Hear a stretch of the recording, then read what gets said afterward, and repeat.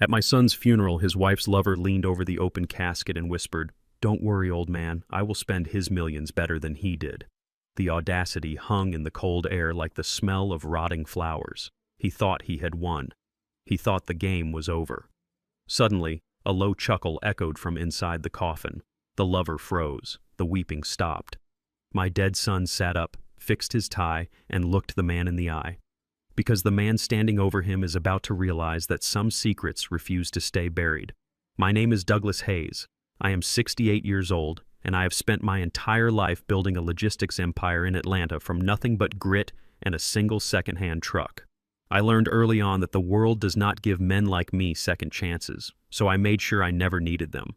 I thought I had taught my son, Terrence, everything I knew about survival. But as I sat in the front row of St. Mark's Cathedral, gripping the head of my oak cane until my knuckles turned the color of ash, I wondered if I had failed him. Before I continue this story of betrayal and resurrection, let me know where you are watching from in the comments below. Hit like and subscribe if you have ever had to smile at a snake to keep from getting bitten. The atmosphere in the cathedral was suffocating. It smelled of expensive lilies and old money, a combination I have always detested. Lilies are the perfume of death. They are used to mask the scent of decay, just as this entire ceremony was being used to mask a crime. I sat rigid in my black suit, my eyes scanning the room. The pews were filled with people who claimed to love my son, business partners who were already calculating how to carve up his market share, distant cousins who had not visited in a decade but suddenly appeared when they smelled an inheritance. But the most offensive performance of all was happening right next to me. Courtney, my daughter-in-law, was a vision of tragic beauty in her designer black dress. She sobbed into a lace handkerchief, her shoulders shaking with what looked like uncontrollable grief. To the rest of the congregation, she was a broken widow. But I was sitting close enough to see the truth. Every time she buried her face in that handkerchief, her eyes remained bone dry. Down in her lap, hidden by the folds of her dress and a large bouquet of roses, her thumb was moving at lightning speed across the screen of her phone. The blue light reflected faintly on the tip of her nose. She was not texting condolences. I glanced sideways, just for a second, and saw the banking app open on her screen. She was checking the balance of the joint account she shared with Terrence. She was refreshing the page, waiting for the life insurance payout to hit. I felt a surge of bile rise in my throat. I wanted to stand up and scream. I wanted to tell everyone that this woman had spent the last 3 months poisoning my boy with small doses of arsenic in his protein shakes. I wanted to tell them that the tears on her face were as fake as the vows she made 6 years ago. But I remained silent. I kept my face impassive, a mask of stone. "Patience, Douglas," I told myself. "The trap is set. You just have to wait for the rat to take the cheese." Then, the heavy oak doors at the back of the cathedral creaked open. The timing was theatrical. A hush fell over the room as Hunter walked in. He did not walk like a man coming to pay his respects. He walked like a man coming to claim a prize. Hunter was a venture capitalist, or so he called himself. In reality, he was a predator in a 3-piece suit, a man who had been smiling at my son for years while sleeping with his wife. He strode down the center aisle, his chin held high, ignoring the whispers. He was the only white man in the room who looked like he owned the place. He stopped at our pew. He looked down at me with a gaze that was a mixture of pity and contempt. To him, I was just a washed-up old man, a relic of a bygone era who was now alone and vulnerable. He placed a hand on Courtney's shoulder. It was supposed to be a comforting gesture for the public, a friend consoling a widow. But I saw the way Courtney leaned into his touch. I saw the slight smirk that tugged at the corner of Hunter's mouth. It was intimate. It was possessive. It made my skin crawl. Hunter walked past us and approached the open casket. The tradition of viewing the body one last time is sacred in our community. It is a moment for goodbyes, for prayers. But Hunter turned it into a moment of desecration. He stood over Terrence, looking down at my son's peaceful face. Terrence looked sharp in his navy blue suit, his hands folded over his chest. Hunter leaned in close, resting his hands on the edges of the mahogany coffin. He looked like he was whispering a final prayer. The congregation watched with bated breath, moved by this display of friendship. But my hearing is still sharp, and because I was in the front row, I heard every word. Hunter leaned down until his lips were inches from Terrence's ear. "Rest easy, buddy," he whispered, his voice dripping with venom. You died right on time. I will take care of Courtney really well, and I will take even better care of those offshore accounts in the Cayman Islands." He straightened up, patting the edge of the coffin as if it were the hood of a new car he just bought. He turned his head slightly, locking eyes with me. He didn't even bother to lower his voice to a whisper this time. He spoke clearly enough for me, and only me, to hear. "Don't worry, old man," he said, flashing a dazzling, predatory smile. "I will spend his millions better than he ever did. You just focus on finding a nice nursing home. I'll handle the legacy." The rage that exploded in my chest was hot enough to melt steel. My grip on my cane tightened so hard the wood groaned. I wanted to swing it. I wanted to smash that arrogant smile right off his face. But I didn't have to, because I wasn't the only one who heard him. I looked at the coffin. I started counting in my head. 3, 2, 1. A sound cut through the silence of the cathedral. It was a low, guttural sound. Huck! Hunter froze. He was halfway turned around, ready to walk back to his seat, but he stopped dead in his tracks. He frowned, looking around as if wondering where the noise came from. Courtney, who had been dabbing her dry eyes, stopped moving. Her hand froze in midair. Then it came again, louder this time. A distinct, unmistakable chuckle. Heh! Heh! Heh! The sound was coming from inside the box. Gasps rippled through the congregation. A woman in the third row screamed. The priest dropped his prayer book. Hunter spun around, his face draining of all color. He stared at the coffin as if it were a bomb about to detonate. "Impossible," he muttered, his voice trembling. He checked the pulse. The doctor checked the pulse. The heavy mahogany lid of the coffin began to vibrate. Then, with a smooth, hydraulic hiss, the hidden latch released. My son, Terrence, who had been pronounced dead 48 hours ago, sat up. The movement was stiff but powerful. He gripped the sides of the coffin with hands that were very much alive. He turned his head, cracking his neck from side to side as if he had just woken up from a long nap. The cathedral erupted into chaos. People were jumping over pews. The choir was shrieking. But in the center of the storm, 3 people were locked in a moment of absolute stillness. Me, the father who knew the truth. Hunter, the lover who was seeing a ghost. And Terrence, the man who had returned from hell. Terrence reached up and adjusted his silk tie, making sure the knot was perfect. He looked healthy, he looked strong, and he looked furious. He slowly turned his gaze toward Hunter, whose knees were shaking so hard I could hear them knocking together. Terrence locked eyes with the man who had just confessed to stealing his life and his money. A slow, terrifying smile spread across my son's face. "I don't think so, Hunter," Terrence said, his voice booming through the silent acoustics of the church, strong and clear. "You might have the girl, and you might have the plans, but you got the password to the Cayman accounts wrong." Hunter stumbled back, tripping over a wreath of white roses and crashing to the floor. Courtney fainted, or perhaps she just realized that playing dead was her only option now. I finally relaxed my grip on my cane. I leaned back in the pew, crossed my legs, and watched the show begin. The funeral was over. The execution was about to start. The silence in the cathedral shattered like a stained glass window hit by a brick. My son Terrence stepped out of that mahogany box not as a ghost, but as a man possessed by righteous fury. He stood tall on the altar, the silk lining of the coffin trailing behind him like a royal cape. The congregation erupted into a frenzy of screams and prayers, with half the room convinced they were witnessing a miracle and the other half terrified they were seeing a zombie. But I kept my eyes locked on the 2 sinners standing frozen at the foot of the casket. Courtney looked as if her soul had left her body. Her face, which had been so perfectly composed in false grief just moments ago, was now a mask of pure terror. She took a stumbling step back, her high heels catching on the plush carpet. She reached out for Hunter, desperate for protection, but the coward was already backing away. Hunter, the man who had just bragged about spending my son's millions, looked like a rat caught in a floodlight. He spun around, his eyes darting toward the side exit, calculating his escape route. Not today, I thought.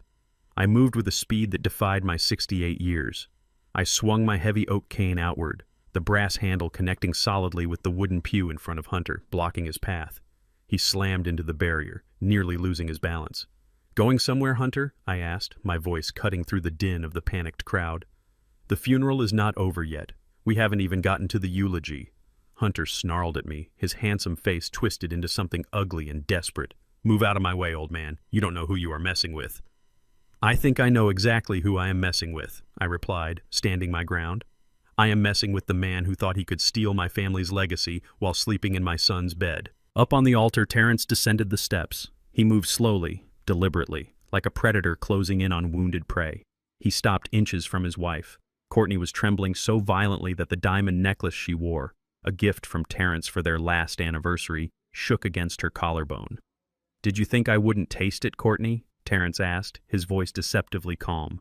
"Did you think I wouldn't notice that my protein shakes started tasting like bitter almonds 3 months ago?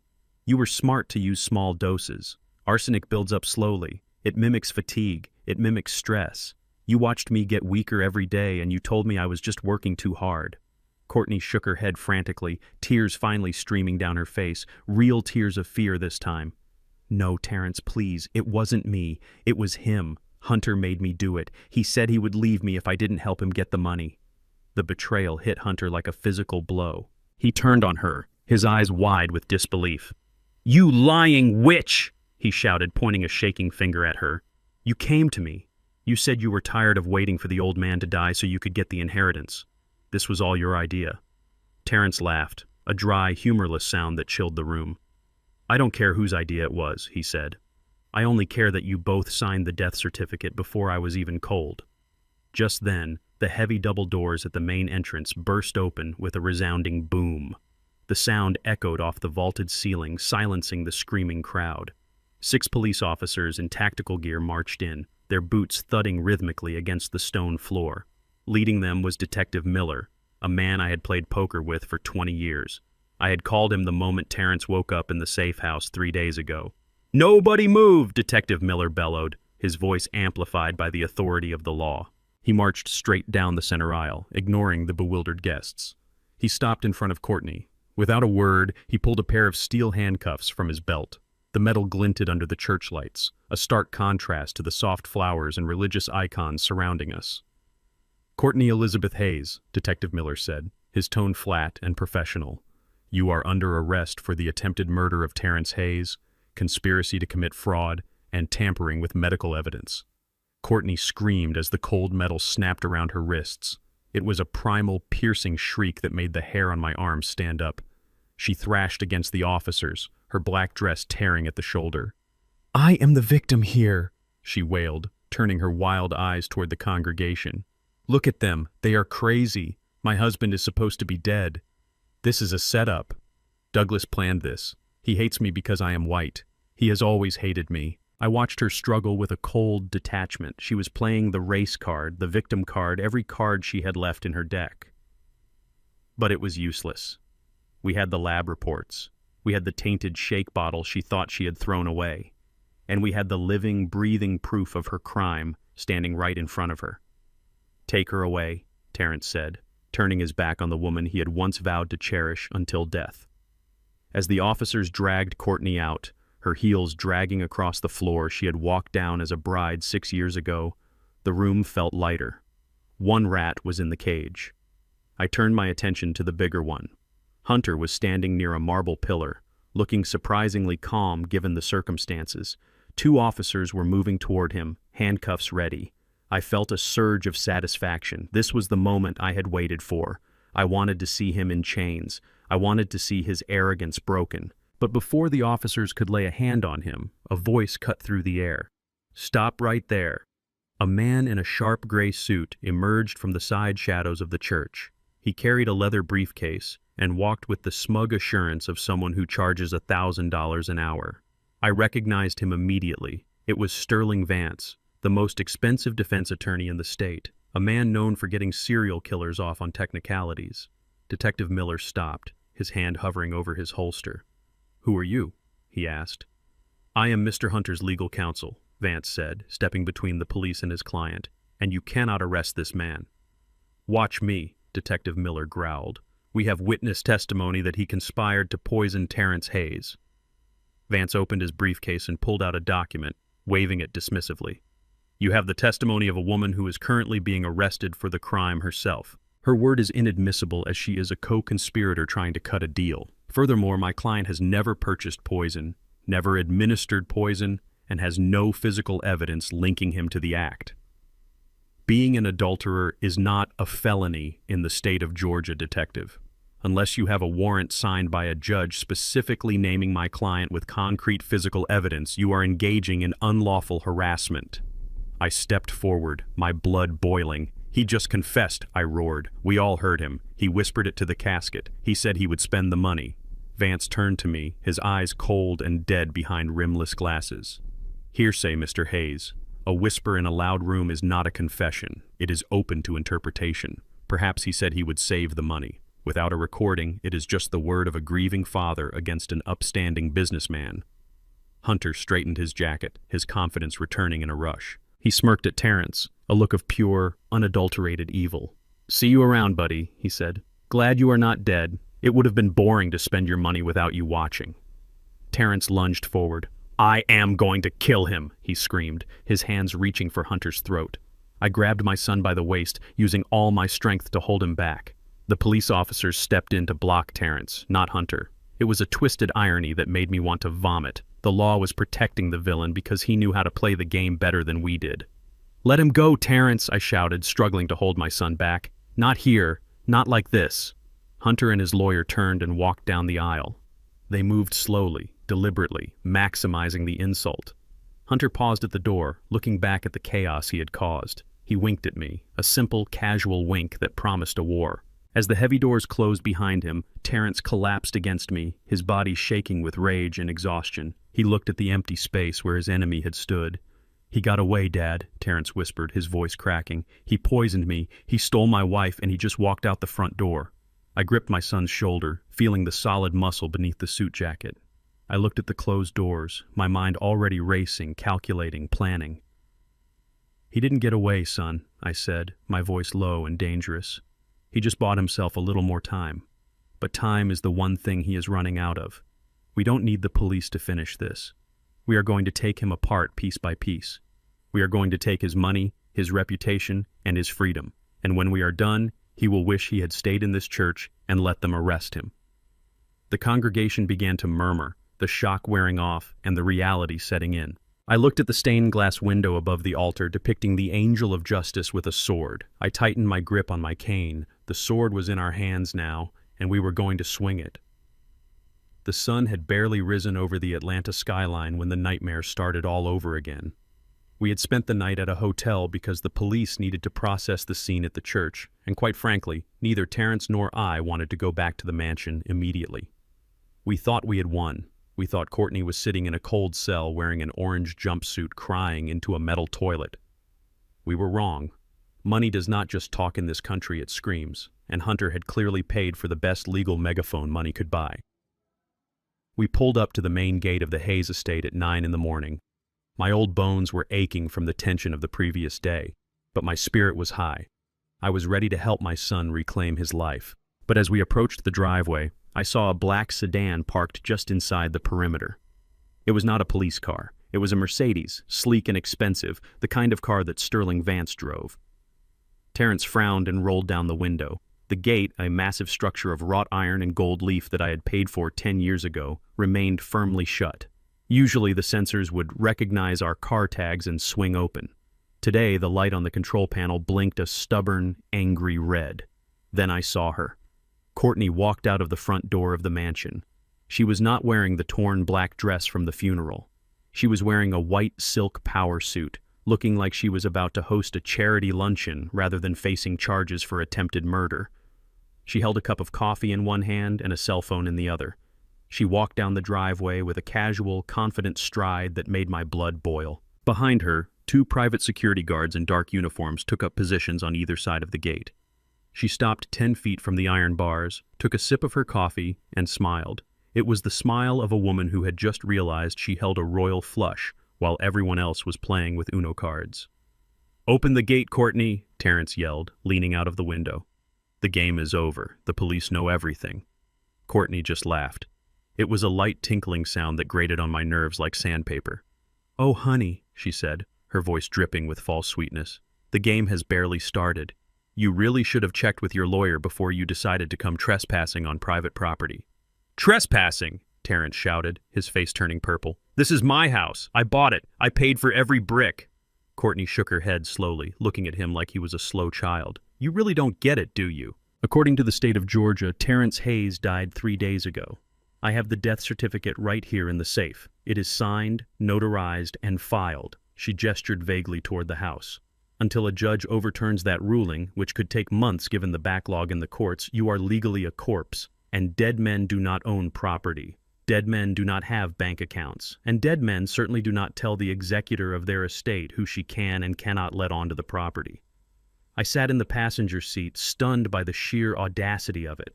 She was using his own fake death against him. It was a loophole the size of the Grand Canyon, and she had driven a truck right through it. You are out on bail, I growled, speaking for the first time. You are a suspect in an attempted murder investigation. You think a piece of paper is going to protect you. Courtney looked at me with cold, dead eyes. In the eyes of the law, I am a grieving widow who is being harassed by her husband's delusional father and an imposter claiming to be her dead husband. My lawyer filed an emergency injunction this morning.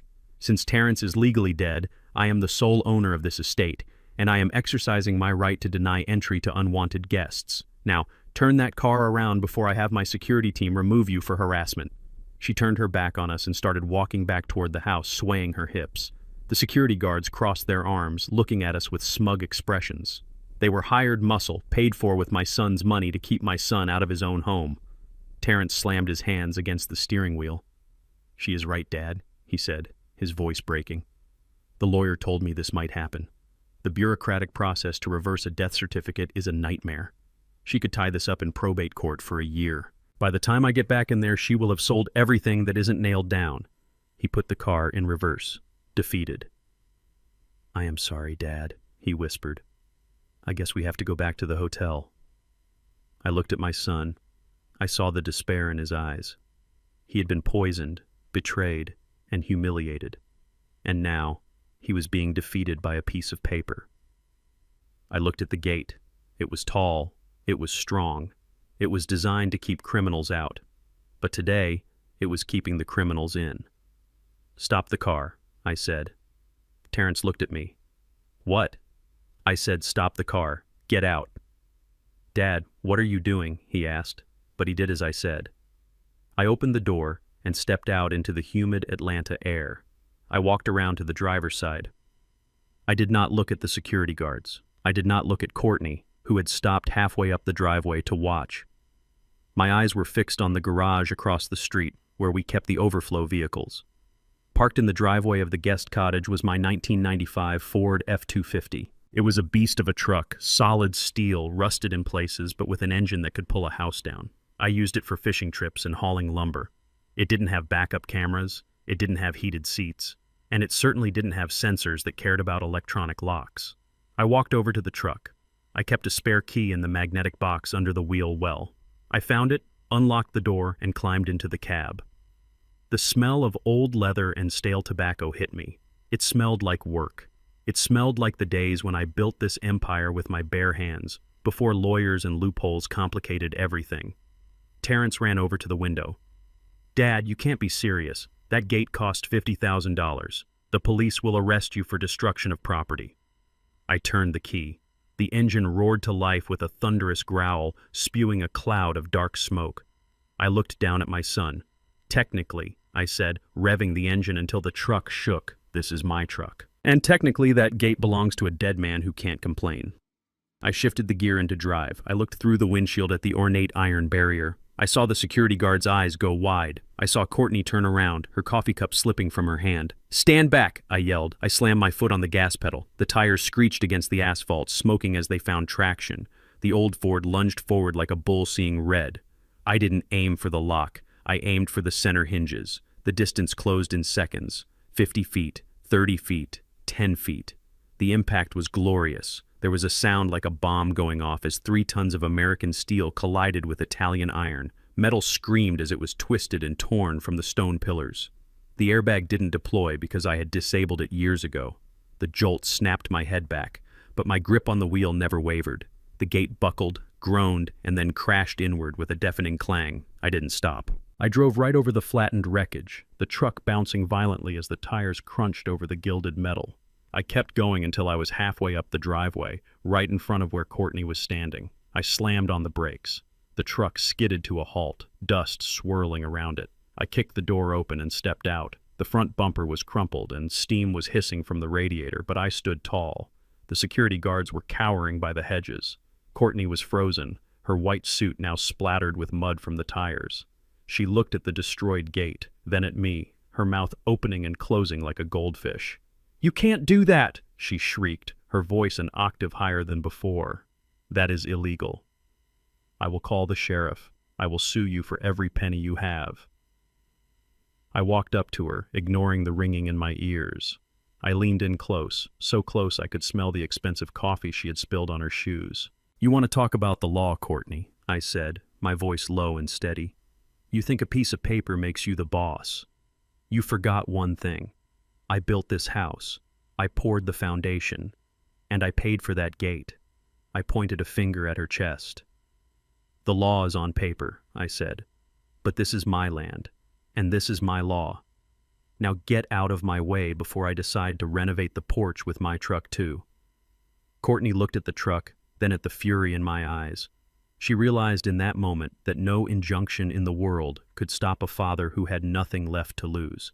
She stepped aside, and for the first time in 24 hours, the front door to our home was open.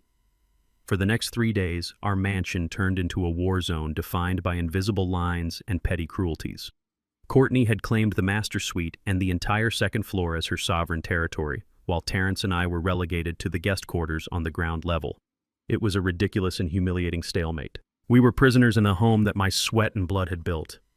The air in the hallways was thick with a silence so heavy it felt like it could crush your lungs. We avoided the staircase like it was a minefield. Every time the floorboards creaked above our heads, Terrence would look up with a mixture of fear and rage that no son should ever have to feel. He was jumping at shadows. The poison she had fed him had left his body weak, but the betrayal had left his mind shattered. The guerrilla warfare started on the second morning. I went to the kitchen to make coffee, only to find the breaker box locked and the power to the downstairs outlets cut. Courtney had flipped the switch from the main panel in the master bedroom closet. She was trying to freeze us out. She was trying to starve us out. She had ordered grocery deliveries that the security guards brought straight to her window, while we were left eating canned beans from the pantry like refugees. I sat at the granite island in the dark eating cold beans with a plastic spoon, and I just laughed. It was a dry, bitter laugh. She thought cutting the hot water and the lights would break me. She forgot that I grew up in a shack in Alabama where running water was a luxury and the wind blew through the cracks in the walls. She forgot that I built my empire sleeping in the cab of a truck for 5 years. She was trying to break a man who had been forged in fire with a little bit of cold. But Terrence was different. He had grown up with silver spoons and soft sheets. The indignity was eating him alive.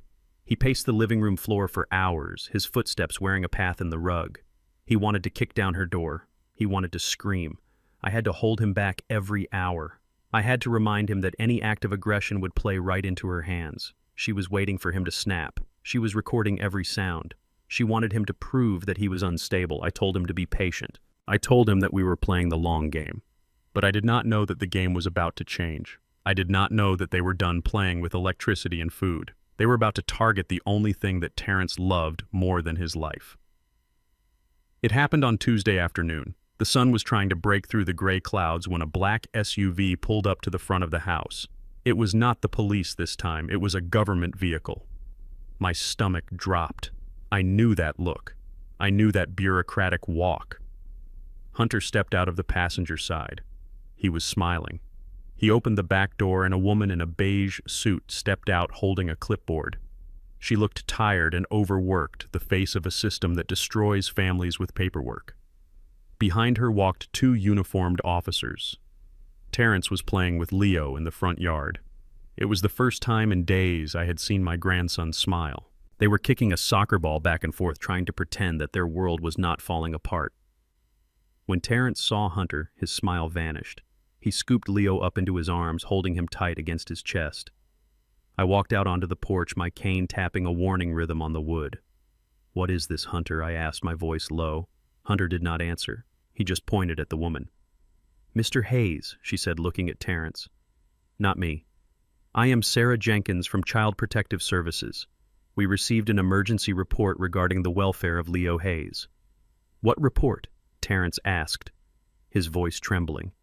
He squeezed Leo so hard the boy squirmed. "We have reports of a violent domestic environment," the woman said, looking down at her clipboard. "We have reports of destruction of property, specifically a gate being rammed by a vehicle. We have reports of shouting and threats. And given your current legal status as deceased Mr. Hayes, you have no custodial rights. Until paternity and guardianship can be established by a family court judge, the state is taking temporary custody of the minor." "No!" Terrence screamed. He stepped back, stumbling over the soccer ball. "You are not taking my son. He is safe. I am his father." Hunter stepped forward. He looked sad. He looked like a concerned uncle. "It is for his own good, Terrence. You are unstable. You crashed a truck into the gate. You are living in a house with no electricity. Look at you. You are shaking. You are scaring the boy." Leo began to cry. He buried his face in Terrence's neck, screaming, "Daddy, make them go away." The officer stepped forward. "Mr. Hayes, please hand over the child," the woman said, her voice cold and detached. "Do not make this traumatic. If you resist, we will have to use force." I stepped between them. "You cannot do this," I said. "This is a setup. That man is the one who poisoned my son. He is the danger." The woman looked at me with pity. "We are investigating all claims, sir. But right now the court order is clear. The child goes with us." Terrence looked at me, his eyes pleading for a miracle. "Dad, do something." But there was nothing I could do. If I raised my cane, they would arrest me. If Terrence fought back, they would put him in a psych ward. We were trapped in a web of laws that were designed to protect the innocent but were being used to destroy them. "Give him to me, son," I whispered, my heart breaking. "Do not let them hurt him. We will get him back. I promise." Terrence sobbed. A deep, guttural sound of pure agony. He kissed Leo on the forehead. He whispered something in the boy's ear. Then, with hands that shook violently, he handed his whole world over to the woman in the beige suit. Leo screamed. He reached out his little hands, grabbing at the air. "Daddy! Grandpa! No! No!" They buckled him into the back of the government car. The sound of the door slamming shut was louder than a gunshot. Terrence fell to his knees in the dirt, grasping the grass as if he wanted to tear the earth apart. The officers got into their car. The woman got into hers. But Hunter did not leave immediately. He stood by the open door of his SUV, watching my son break. He lit a cigarette, the flame flaring up for a second before he snapped the lighter shut. I walked up to him. I was close enough to see the pores on his face. I was close enough to snap his neck before the police could stop me. "Why?" I asked. My voice was dead. "Why are you doing this? You have the money. You have the house. Why take the boy? This is not business. This is cruelty." Hunter took a long drag of his cigarette and blew the smoke into my face.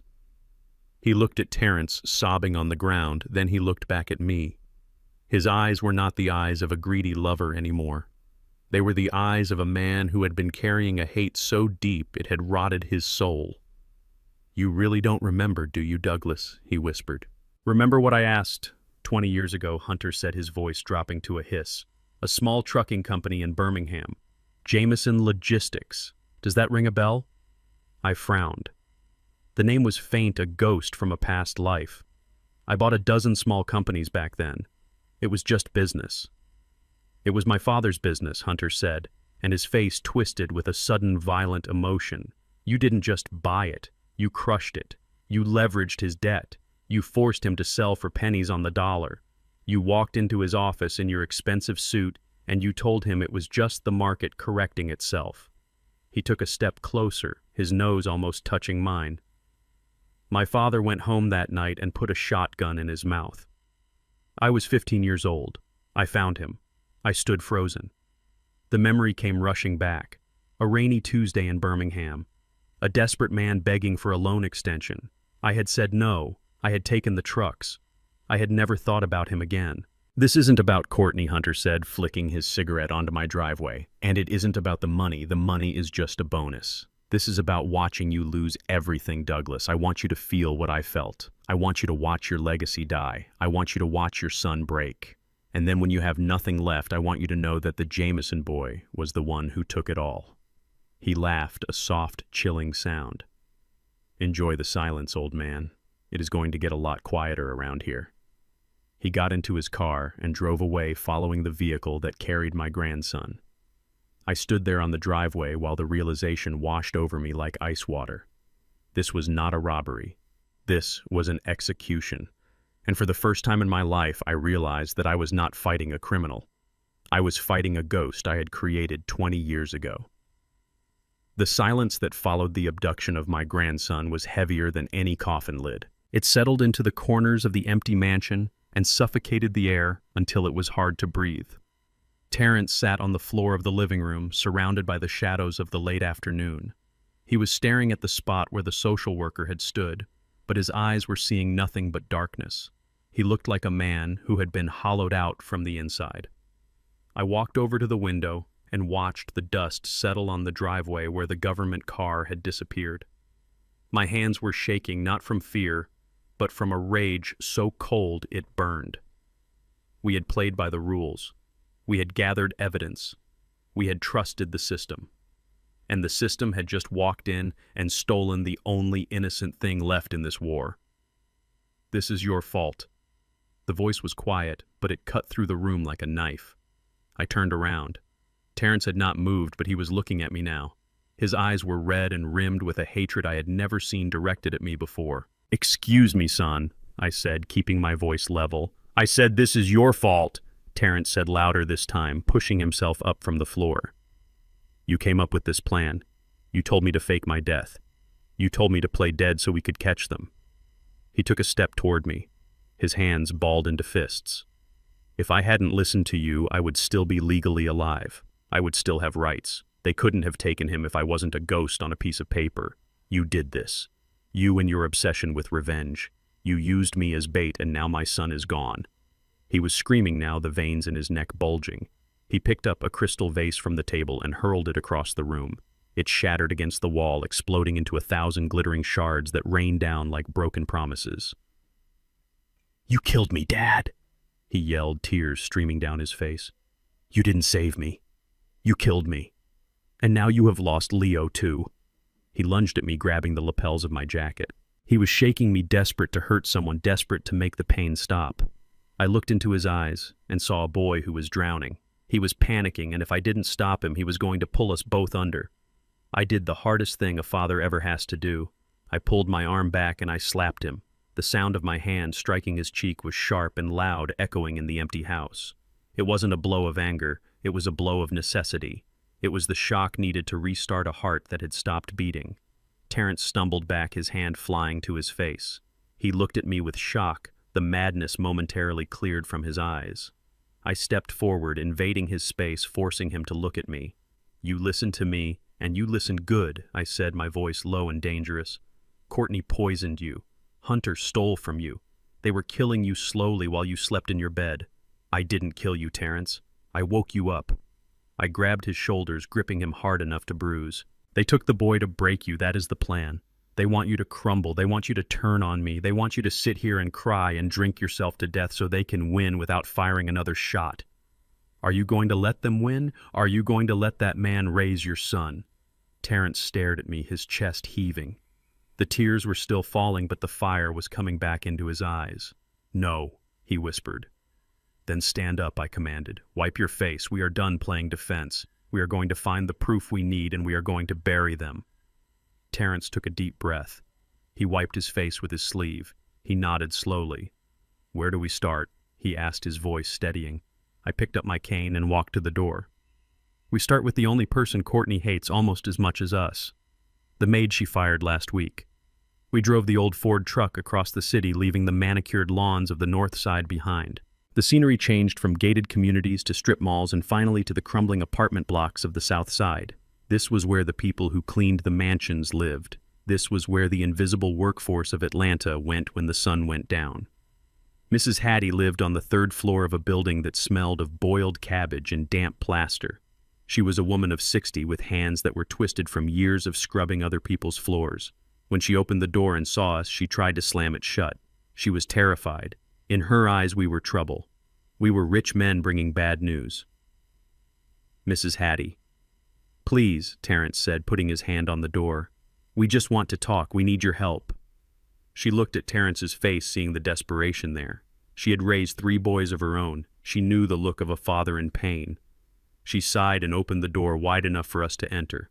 I don't want no trouble, Mr. Hayes, she said, wiping her hands on her apron. That woman told me if I ever spoke to you, she would call the police and tell them I stole silver. She won't call anyone, I said, sitting down on her plastic-covered sofa. She is too busy trying to stay out of jail. We sat in her small living room under the gaze of a velvet painting of Jesus. I got straight to the point. We know she was poisoning him, Mrs. Hattie. We found the arsenic in his blood. But we need the bottle. We need to know where she got it and where she put it. Hattie shook her head nervously. I never saw no poison. I just cooked the meals she told me to cook. Think Hattie, Terrence urged, leaning forward. Did she have a special ingredient? Something she added herself? A vitamin? A supplement? Something she didn't let you touch? Hattie frowned, her brow furrowing in concentration. She plucked at the hem of her apron. There was the wellness powder, she said slowly. She got it from Mexico. Said it was for his energy. She kept it in a little brown glass jar in the back of the pantry. She yelled at me once when I moved it to wipe the shelf. Said it was very expensive and very delicate. That's it, Terrence said, his eyes widening. That has to be it. Where is the jar, Hattie? Is it still in the house? Hattie shook her head. No. About 2 days before Mr. Terrence got sick and went to the hospital, she made me clean out the pantry. She told me to throw everything out that was open. She threw that jar in the trash herself. She double-bagged it. My heart sank. The trash. That was weeks ago. Who collects the trash at the estate, I asked. The city truck comes on Mondays, Hattie said. But that week they were on strike, so the private service came on Wednesday. Wednesday. That was the day before Terrence collapsed. Which bags, I asked, standing up. What did the bags look like? They were the yellow lemon-scented ones, Hattie said. She only buys the yellow ones because she says the black ones look ugly on the curb. She made me tie them with blue ribbon to separate the recyclables. I looked at Terrence. We had a lead. It was a slim, dirty, disgusting lead, but it was all we had. Thank you, Mrs. Hattie, I said, placing a roll of $100 bills on her coffee table. If anyone asks, you never saw us. We left the apartment and got back into the truck. The sun was setting, painting the sky in colors of bruised purple and red. Where are we going? Terrence asked, starting the engine. I pointed toward the industrial district, where the smokestacks churned gray smoke into the air. We are going to the landfill, son. We are going digging. The Atlanta Municipal Landfill is a place where hope goes to die. It is a mountain range of waste stretching for acres under a sky filled with screaming seagulls.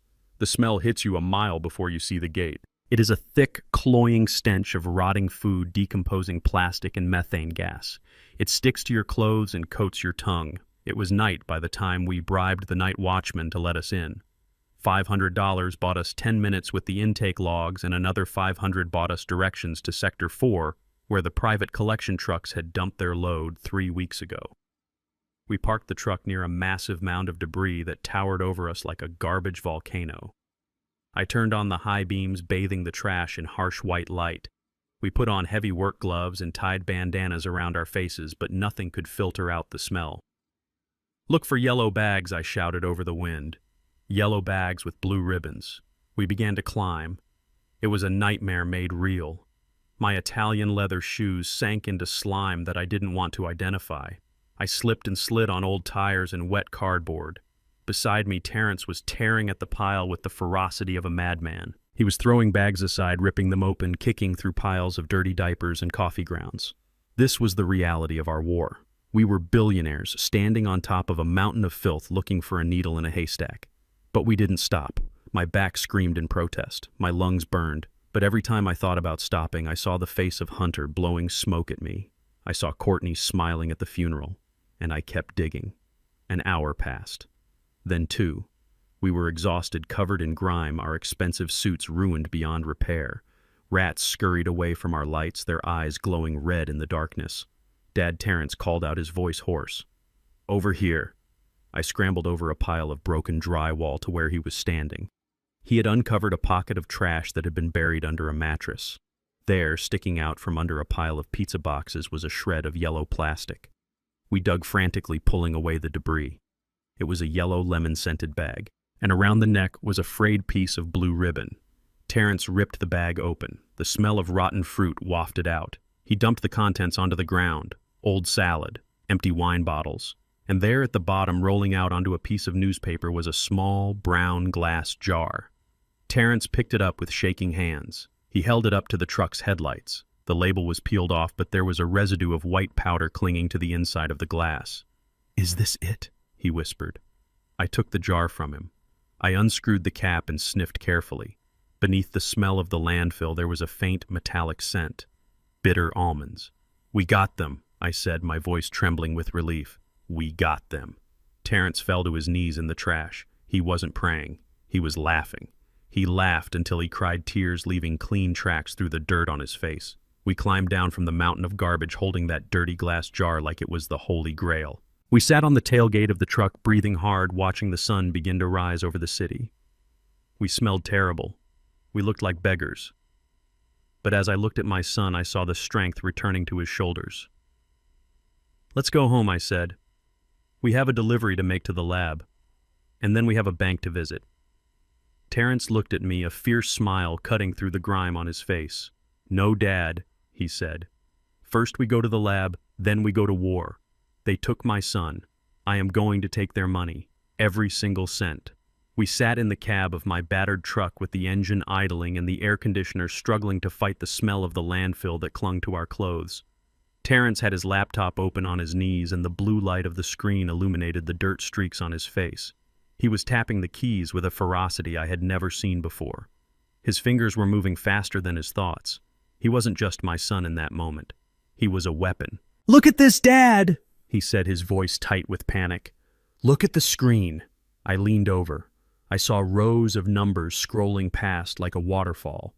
Red numbers, negative numbers. "He is not just taking the cash," Terrence said. "He is liquidating the assets. He sold the entire logistics fleet in Savannah 10 minutes ago. He sold the warehouse in Decatur 5 minutes ago. He is selling everything for pennies on the dollar just to turn it into liquid cash." "Where is it going?" I asked, watching the numbers vanish. "It is bouncing through shell companies," Terrence said, pointing at the complex web of transfers. "First, it goes to a holding company in Delaware. Then it jumps to an account in Switzerland. And finally, it lands here." He pointed to a final destination code. "The Cayman Islands," I said, recognizing the banking code immediately. "The black hole of finance. Once it touches that island, we will never see it again." "We have maybe an hour," Terrence said, slamming the laptop shut. "He is draining the corporate operating accounts now. If he empties those, payroll will bounce on Friday. 2,000 employees will go without checks. The company will implode by Monday morning." "Drive," I said. "Where?" Terrence asked. "First National Bank," I replied. "The main branch downtown. We are going to stop the bleeding at the source." We drove into the heart of Atlanta as the morning commuters filled the streets. We looked like nightmares. Our suits were ruined. We smelled of rotten garbage and sulfur. But we walked into the marble lobby of First National Bank like we owned the building. The security guard stepped forward, his hand resting on his taser, but I shot him a look that froze him in his tracks. It was the look of a man who had nothing left to lose. We marched straight to the glass office at the back. Mr. Henderson, the branch manager, was sitting behind his mahogany desk sipping an espresso. He was a young white man with a haircut that cost more than my first car. He looked up as we entered, and his nose wrinkled in disgust. "Mr. Hayes," he said, standing up but not offering his hand, "you can't be in here. You are disturbing the clients. And frankly, you smell terrible. Freeze the accounts," I said, slamming my cane down on his desk. "Freeze the Hayes Logistics operating accounts. Freeze the personal accounts. Freeze everything connected to Hunter or Courtney." Henderson laughed nervously, wiping a speck of dirt from his desk with a tissue. "I can't do that, Douglas," he said, using my first name with a condescension that made my teeth ache. "You retired 5 years ago. You are not a signatory on the corporate accounts anymore. And as for the personal accounts, those belong to Terrence." "I am Terrence." Terrence shouted, stepping forward. I am right here. I am telling you to freeze my money.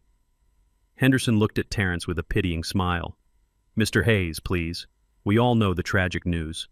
Terrence Hayes is deceased. I have the death certificate on file. I cannot take orders from a dead man, even if he looks remarkably like the living one. The accounts are currently under the stewardship of the executor, Mrs. Courtney Hayes, and she has authorized these transfers. She is stealing it, Terrence yelled. She is laundering it to the Caymans. Can't you see the activity? I see a grieving widow consolidating assets, Henderson said coldly. Now please leave before I call the police. You are making a scene. I looked at Henderson. I saw the way he looked at us.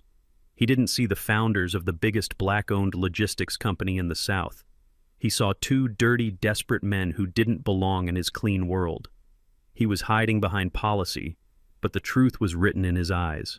He didn't respect us. He never had. I pulled out my phone. It was an old model, cracked screen, and dirty, but it still worked. You have 3 minutes, Henderson, I said quietly. Henderson sat back down, crossing his arms. Or what, Douglas? You will write a bad review. I dialed the first number. Hello, Clarence, I said into the phone. Yes, it is Douglas. I am standing in First National Bank. Yes, the one downtown. I need you to do me a favor. Pull your construction accounts. All of them. Yes, right now. Tell them you don't trust the management. I hung up and dialed the next number. Morning, Arthur. It is Douglas. How is the restaurant chain doing? Good. Listen, I need you to close your business accounts at First National. Yes, today. Immediate withdrawal. The manager here seems to think black money isn't worth protecting. Henderson's smile faltered. He straightened his tie. Who are you calling? He asked, his voice losing some of its confident edge. I ignored him. I dialed again. Pastor Williams, it is Douglas Hayes. How is the mega church building fund coming along? 20 million, is it? Well, you might want to move that to a different bank. First National is having some liquidity issues today. I looked at Henderson. The phone on his desk began to ring. Then the phone of his assistant outside the glass wall began to ring. Then the phone of the head teller began to ring. It was a symphony of alarms. Henderson grabbed his desk phone. First National, this is... Excuse me, Mr. Dubois. Why would you... No, please, let's not be rash. We value your business. Wait. He slammed the phone down. It rang again immediately. Yes, Mrs. Walker, I understand, but... Millions in cash. We can't... Please don't close the salon franchise accounts. I stood there leaning on my cane, watching the color drain from his face. He looked at me with horror. What did you do? He whispered. I leaned in close. You thought I was just a retired old man, I said. You forgot that I built this city's economy before you were born. I sat on boards with these men. I loaned them money when banks like yours slammed the door in their faces. We are not just a community, Henderson. We are an economy. And if I say we leave together. The phone rang again. Henderson didn't answer it. He looked at his computer screen.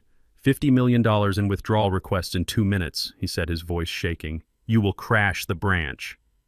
Then freeze the Hayes accounts, I said. Stop the transfers to the Cayman Islands. Flag them for fraud. Do it now and I might tell my friends to put the phone down. Henderson looked at the ringing phone, then at me. He typed furiously on his keyboard, his hands trembling. I am flagging the transactions, he said, typing as fast as he could. I am putting a fraud lock on the SWIFT transfer. The money is frozen. It is stuck in the intermediary bank in New York. Hunter can't touch it. Show me, Terrence said, walking around the desk. Henderson turned the monitor. A big red banner reading "Account Frozen" flashed across the screen. The waterfall of numbers had stopped. I picked up my phone one last time. Thank you, gentlemen. The issue has been resolved. You can keep your money where it is for now, but keep a close eye on it. I hung up. The phones in the bank stopped ringing. The silence that followed was heavy and sweet. I looked at Henderson, who was slumped in his chair, sweating through his expensive suit. You might want to take a shower, Henderson, I said, turning to leave. You smell like fear. And personally, I prefer the smell of the landfill. We walked out of the bank into the bright Atlanta sunshine. Terrence looked at me, and for the first time in days, he looked like he could breathe again. We had stopped the money. We had found the poison. We were winning. But as I looked at my phone, I knew the war wasn't over. Hunter was cornered now, and a cornered animal is the most dangerous kind of all. The glow of the television screen in our office was the only light in the room as the sun began to set over Atlanta. We were watching the dismantling of our lives in high definition. Courtney sat on the plush beige sofa of the country's most popular daytime talk show. She was wearing a soft pastel cardigan and her hair was pulled back in a modest ponytail. She looked innocent. She looked fragile. She looked like America's sweetheart. The host leaned in with a practiced expression of concern and asked Courtney to describe the terror she had been living with. Courtney dabbed at her eyes with a tissue. Her performance was flawless. "It has been a nightmare," she whispered, her voice trembling just enough to break hearts across the nation. "I fell in love with Terrence because I thought he was different. But the moment I entered that family, I realized I was an outsider. Douglas Hayes never accepted me.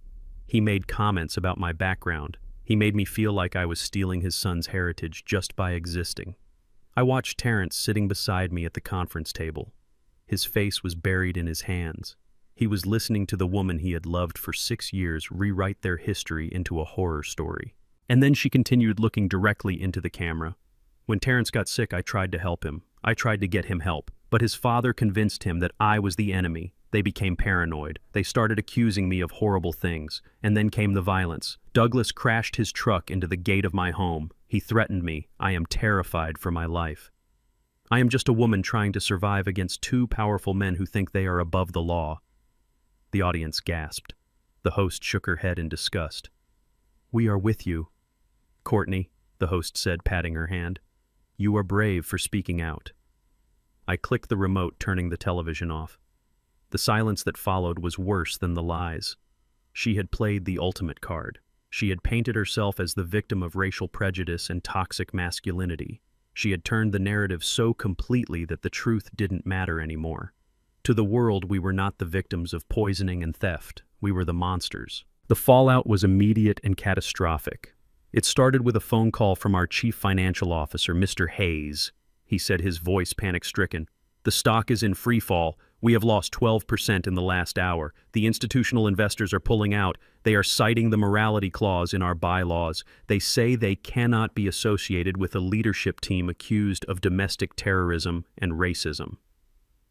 I looked out the window of our headquarters. Down on the street below, a crowd was beginning to gather. It started with a few people holding signs, but within an hour it had swelled to a mob. They were chanting justice for Courtney. They were throwing eggs and tomatoes at the glass doors of the lobby. Then came the bricks. A loud crash echoed through the building as a brick shattered one of the lower windows. The sound of breaking glass was the signal for chaos. The crowd cheered. I saw someone spray painting the words "abusers" on the marble columns of the entrance. Terrence opened his laptop. "Don't look at it," I warned him, but he didn't listen. He opened social media. "They are doxing us, Dad," he said, his voice hollow. "They posted our home address. They posted your cell phone number. Look at these comments." He turned the screen toward me. It was a river of hate. People were calling for us to be arrested. People were threatening to burn the building down. There were death threats against me, against Terrence, and even against anyone who defended us. The internet had become a lynch mob and Courtney was holding the rope. "We are losing everything," Terrence whispered. "The company, the reputation, the community. They all believe her. Why wouldn't they? She is the crying widow and we are the angry men who crashed a truck." I stood up and walked to the window. I looked down at the angry faces. They were good people mostly. They were people who thought they were fighting for justice. They were being manipulated by a master storyteller. "Courtney wants a show," I said, watching the news vans pull up to the curb. "She wants to be the star. She wants the world to watch." I turned back to Terrence. "So let's give them a show." I picked up the internal phone and dialed the building manager. "Frank," I said, "I want you to go to the warehouse. Get the jumbo LED screens we used for the annual gala, the massive ones." Frank stammered on the other end of the line. "Mr. Hayes, there is a riot outside. You want me to set up screens. They will throw rocks at them. Build a cage around them," I ordered. "Put them on the roof of the portico right above the main entrance. I want them facing the street. I want them loud enough to be heard 3 blocks away. And Frank, I want them live in 1 hour." Terrence looked at me confused. "Dad, what are you doing? Are you going to make a statement? Are you going to apologize?" I am not apologizing for anything I said, buttoning my jacket. An apology implies guilt. We are not guilty, we are just unheard. For the next hour, we watched as the maintenance crew struggled to erect the massive screen structure above the chaos. The crowd below jeered and threw debris, but the workers were protected by the height. The media cameras turned their lenses upward. The reporters began to speculate. Was Douglas Hayes resigning? Was he surrendering? Was he going to confess? The suspense was palpable. The crowd grew larger, fed by curiosity. Everyone wanted to see the fall of the Hayes empire. They wanted to see the old lion bow his head. By 6 o'clock, the sun had set and the street was illuminated by the flashing lights of police cars and the glow of the news vans. The massive screen flickered to life. It was a black square towering over the street, a monolith of darkness. I sat at my desk and connected my phone to the broadcast system. My hand hovered over the play button. Courtney thinks she controls the narrative because she went on television, I said to Terrence. She forgot that I own the building. She forgot that the truth doesn't need a talk show host, it just needs to be seen. I looked down at the street one last time. The chanting had stopped. Thousands of eyes were looking up, waiting. The silence was heavy with anticipation. They were expecting a speech. They were expecting a plea for mercy. I looked at Terrence. Are you ready to show them the real movie, son? Terrence nodded, his face setting into a hard line. Play it, Dad. Burn them down.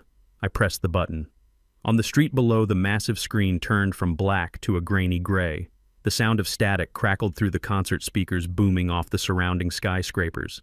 Then a voice cut through the night air. It wasn't my voice, and it wasn't Terrence's voice. It was the voice of a woman laughing. The crowd below went silent. They recognized that laugh. It was the same woman they had just seen crying on national television. But she wasn't crying now. The video came into focus. It was a recording from inside a bedroom. The angle was low, hidden on a bookshelf, but the picture was clear. Courtney was sitting on the edge of the bed. She was holding a bottle of wine. And sitting next to her with his arm around her waist was Hunter. The crowd gasped. The image was undeniable, but it was the audio that would end her. The video played on. Hunter poured a glass of wine and handed it to her. Did you put it in the shake? Hunter asked, his voice booming across downtown Atlanta. Courtney took a sip and smiled. A cruel, cold smile. 2 milligrams, she said. Just like we planned. He drank the whole thing. He thinks it is a new supplement for his gym routine. The idiot thanked me for it. Hunter laughed and kissed her neck. How much longer, he asked. Courtney checked her watch in the video. The doctor said his liver is failing, she said. Maybe another week. Once he is paralyzed, I will get power of attorney. I will sign the company over to the Shell Corp, and then we can pull the plug. The video paused on her face, her smiling, calculating face. Below in the street, there was no chanting. There was no throwing of bricks. There was a collective intake of breath. The reporters were frantically talking into their microphones. The people who had held signs calling me a monster lowered them slowly. I leaned into the microphone in my office, my voice amplified to the thousands below. You wanted a story, I said, my voice rolling like thunder. You wanted the truth about the Hayes family. I let the video play again. He is an idiot, Courtney said on the giant screen. He trusts me. He actually thinks I love him. I looked at Terrence. He was crying, but they were tears of relief. The burden of proof had just been lifted. The court of public opinion had just adjourned, and the verdict was written on the faces of the stunned mob below. Courtney was watching this, I knew. Somewhere in that stolen mansion, she was watching her victimhood evaporate into thin air. She had used the media to destroy us. And now the media was broadcasting her confession to the world. The war wasn't over, but the battle for the truth had just been won. The giant LED screen hanging from the side of the Hayes Logistics building flickered to life, casting a blue glow over the angry mob below. They had come here to destroy us. They had come with bricks and spray paint, believing the lies of a woman who played the victim on national television. But now they were staring up at a 50-foot-high image of the truth. The audio system crackled for a second, and then the sound of Courtney's voice boomed through the streets of downtown Atlanta, echoing off the skyscrapers like the voice of doom. The video was grainy but unmistakable. It showed the master bedroom of my son's house. Courtney was sitting on the edge of the bed wearing a silk robe and holding a glass of wine. Sitting next to her with his arm draped casually over her shoulder was Hunter. He looked relaxed. He looked like a man who had already won. The crowd on the street below stopped chanting. The signs demanding justice were lowered slowly as thousands of eyes fixed on the screen. On the video, Hunter took a sip of wine and laughed. Did he drink the shake, he asked. His voice was clear and sharp, cutting through the humid night air. Courtney smiled, a cold, reptilian smile that made the blood freeze in my veins even though I had seen it before. Every drop, she said. I put 2 milligrams in just like we planned. He thinks it is a new protein supplement for his gym routine. The idiot actually thanked me for it. A collective gasp rose from the street. It sounded like the air being sucked out of the city. The reporters who had been broadcasting live updates about the evil Hayes family suddenly stopped talking. They turned their cameras away from the building and pointed them at the screen. The video continued. Hunter kissed Courtney on the cheek. "How long until the paralysis sets in?" he asked. Courtney checked her watch on the screen. "The doctor said his liver is already failing," she replied, taking another sip of wine. "Maybe another week. Once he is paralyzed and can't speak, I will get power of attorney. I will sign the company over to the Shell Corporation, and then we can pull the plug. We will be rich, Hunter, and we will be free of that old man and his pathetic son." The video froze on her smiling face. I let the image hang there, a 50-foot-high confession looming over the city. The silence on the street was broken by the sound of a glass bottle shattering on the pavement. Someone in the crowd shouted, "Liar." Then another voice joined in screaming, "Murderer." The mood of the mob shifted like the tide before a tsunami.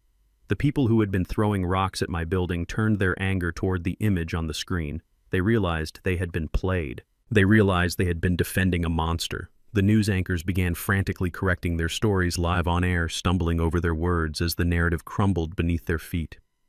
I stood at the window of my office looking down at the sea of people. Terrence stood beside me, his hand resting on my shoulder. We didn't smile. There was no joy in this victory. There was only the cold satisfaction of justice. The truth was out, and it was ugly, and it was undeniable.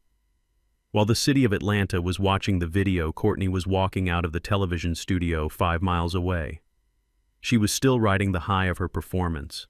The makeup artists had touched up her face, and the producers had told her she was brave.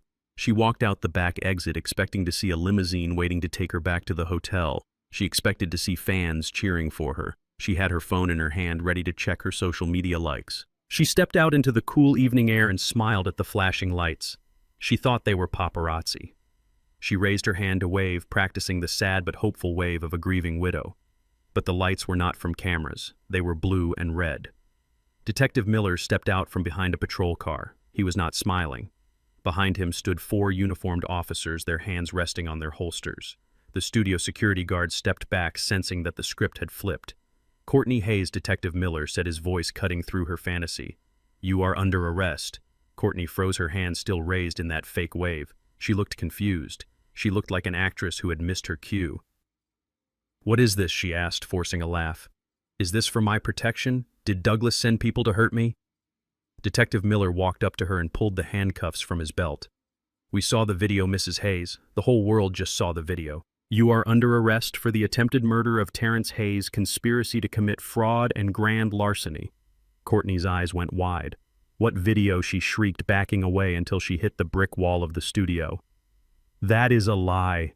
That is a deep fake. You can't prove anything." Miller didn't argue.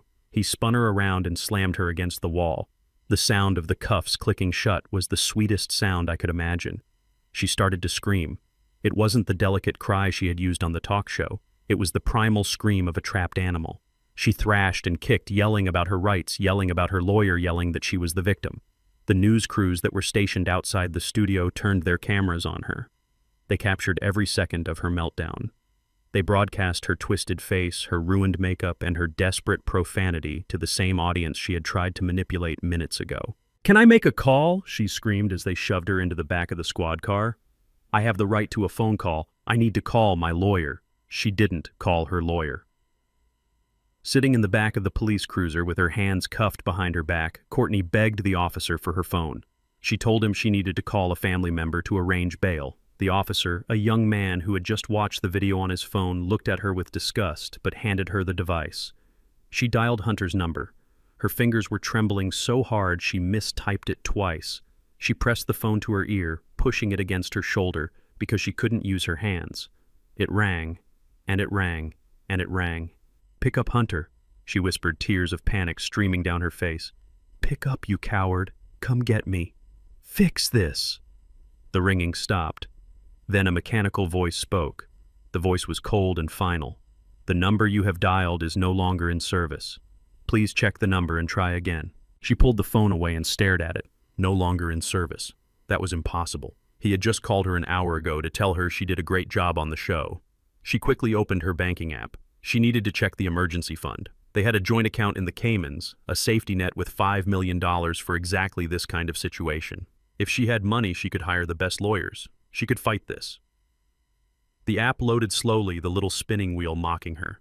Then the balance appeared on the screen. 0. She blinked. She refreshed the page. 0. She checked the transaction history. A single withdrawal had been made 10 minutes ago. The transfer description was just one word. Goodbye. The phone slipped from her shoulder and fell onto the floor of the police car. Courtney stared at the mesh screen separating her from the driver. The realization hit her like a physical blow to the stomach. Hunter hadn't just left. He had cashed out. He had taken the money from the company sale, he had taken the emergency fund, and he had taken the private jet they had chartered for their escape. He had watched her on TV. He had seen the tide turning. And while she was busy playing the victim, he was busy becoming a ghost. He had used her to kill her husband. He had used her to get the money. And now that she was burning, he was flying into the sunset with everything she had destroyed her soul to get. She was not a partner. She was a pawn, and the game was over. Courtney let out a sound that wasn't a scream or a cry. It was a broken whimper. She curled up on the hard plastic seat of the police car as the sirens began to wail. Outside the window, the city of Atlanta blurred into streaks of light. She was going to jail. She was going to prison for the rest of her life. And the man she did it for was probably opening a bottle of champagne at 30,000 feet, laughing at how easy it was to trick a greedy woman. Back in my office, I watched the news report of her arrest. I saw the footage of her being shoved into the car. Terrence closed his laptop. "He is gone, Dad," Terrence said quietly. "Hunter is gone. He cleared the accounts before the freeze fully took effect on the offshore funds. He has the money."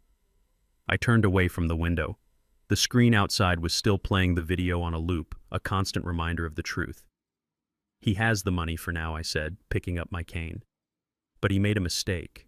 He thinks money is the only thing that matters. He forgot that a father's rage travels faster than a private jet." We walked out of the office, leaving the lights on. The crowd outside parted for us as we walked to my truck. They didn't throw rocks. They didn't shout. They looked at us with shame and respect. We didn't acknowledge them. We had a plane to catch, and we had a hunter to hunt. The visiting room at the Fulton County Jail was a box of gray concrete and scratched plexiglass that smelled of industrial bleach and human misery. I sat on a bolted-down metal stool, waiting for the door on the other side of the partition to open. I had spent 40 years sitting in boardrooms negotiating with sharks in Italian suits, but I had never felt as cold as I did sitting in that room. I was not there to negotiate. I was there to demand the location of the man who had stolen my grandson. The heavy steel door buzzed and clanked open. A guard led Courtney in. She was wearing an orange jumpsuit that was 2 sizes too big for her. Her hair, which had been perfectly styled for her television debut, was now pulled back in a messy knot showing dark roots. She looked tired. She looked stripped of her armor.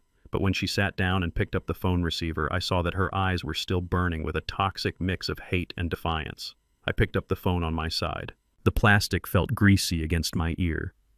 "Where is he, Courtney?" I asked. I didn't waste time with pleasantries. I didn't ask how she was holding up. I went straight for the jugular. Courtney leaned forward, resting her forehead against the glass. She let out a laugh that sounded like dry leaves scraping together. "He is gone, Douglas," she whispered. "He is on a beach somewhere drinking rum and laughing at both of us. He cleared the accounts. He took the emergency fund. He left me with nothing but a court-appointed lawyer and a life sentence. I know he took the money," I said, my voice steady. "I don't care about the money. I want to know where he took the boy. Where is Leo?" Courtney looked up. Her eyes searched my face, and for a second I thought I saw regret. But then a shadow passed over her expression. She realized she had nothing left to lose. She realized that Hunter had betrayed her and I had destroyed her. She was drowning, and she decided that if she was going down, she was going to pull us down with her. She smiled. It was a cruel, jagged smile that exposed the darkness of her soul. "You are so worried about that boy," she said. "You are moving heaven and earth to get him back. It is almost touching. Tell me where he is." I commanded, gripping the phone so hard my hand shook. "Why do you care so much, Douglas?" she asked, tilting her head. "Why are you spending millions of dollars to save a child who doesn't even belong to your bloodline?" I froze. The air in the room seemed to vanish. "What are you talking about?" I asked. Courtney leaned closer to the glass, her breath fogging the surface. "You really are blind, aren't you? You and your stupid, sentimental son. You never questioned why Leo has hazel eyes, did you? You never questioned why he is so fair-skinned. You just assumed it was because of me, because I am white." She laughed again, a high-pitched sound that drilled into my skull. "Terrence was always so busy with work," she continued. "He was always traveling. And Hunter was always there. He was a good friend. He was comforting." "That is a lie," I shouted, standing up. My chair scraped loudly against the floor. "You are lying to hurt him." "Am I?" she asked, her voice dropping to a hiss. "Think about the timing, Douglas. 7 years ago. The ski trip to Aspen. Terrence stayed behind to close a deal. Hunter and I went ahead to set up the cabin.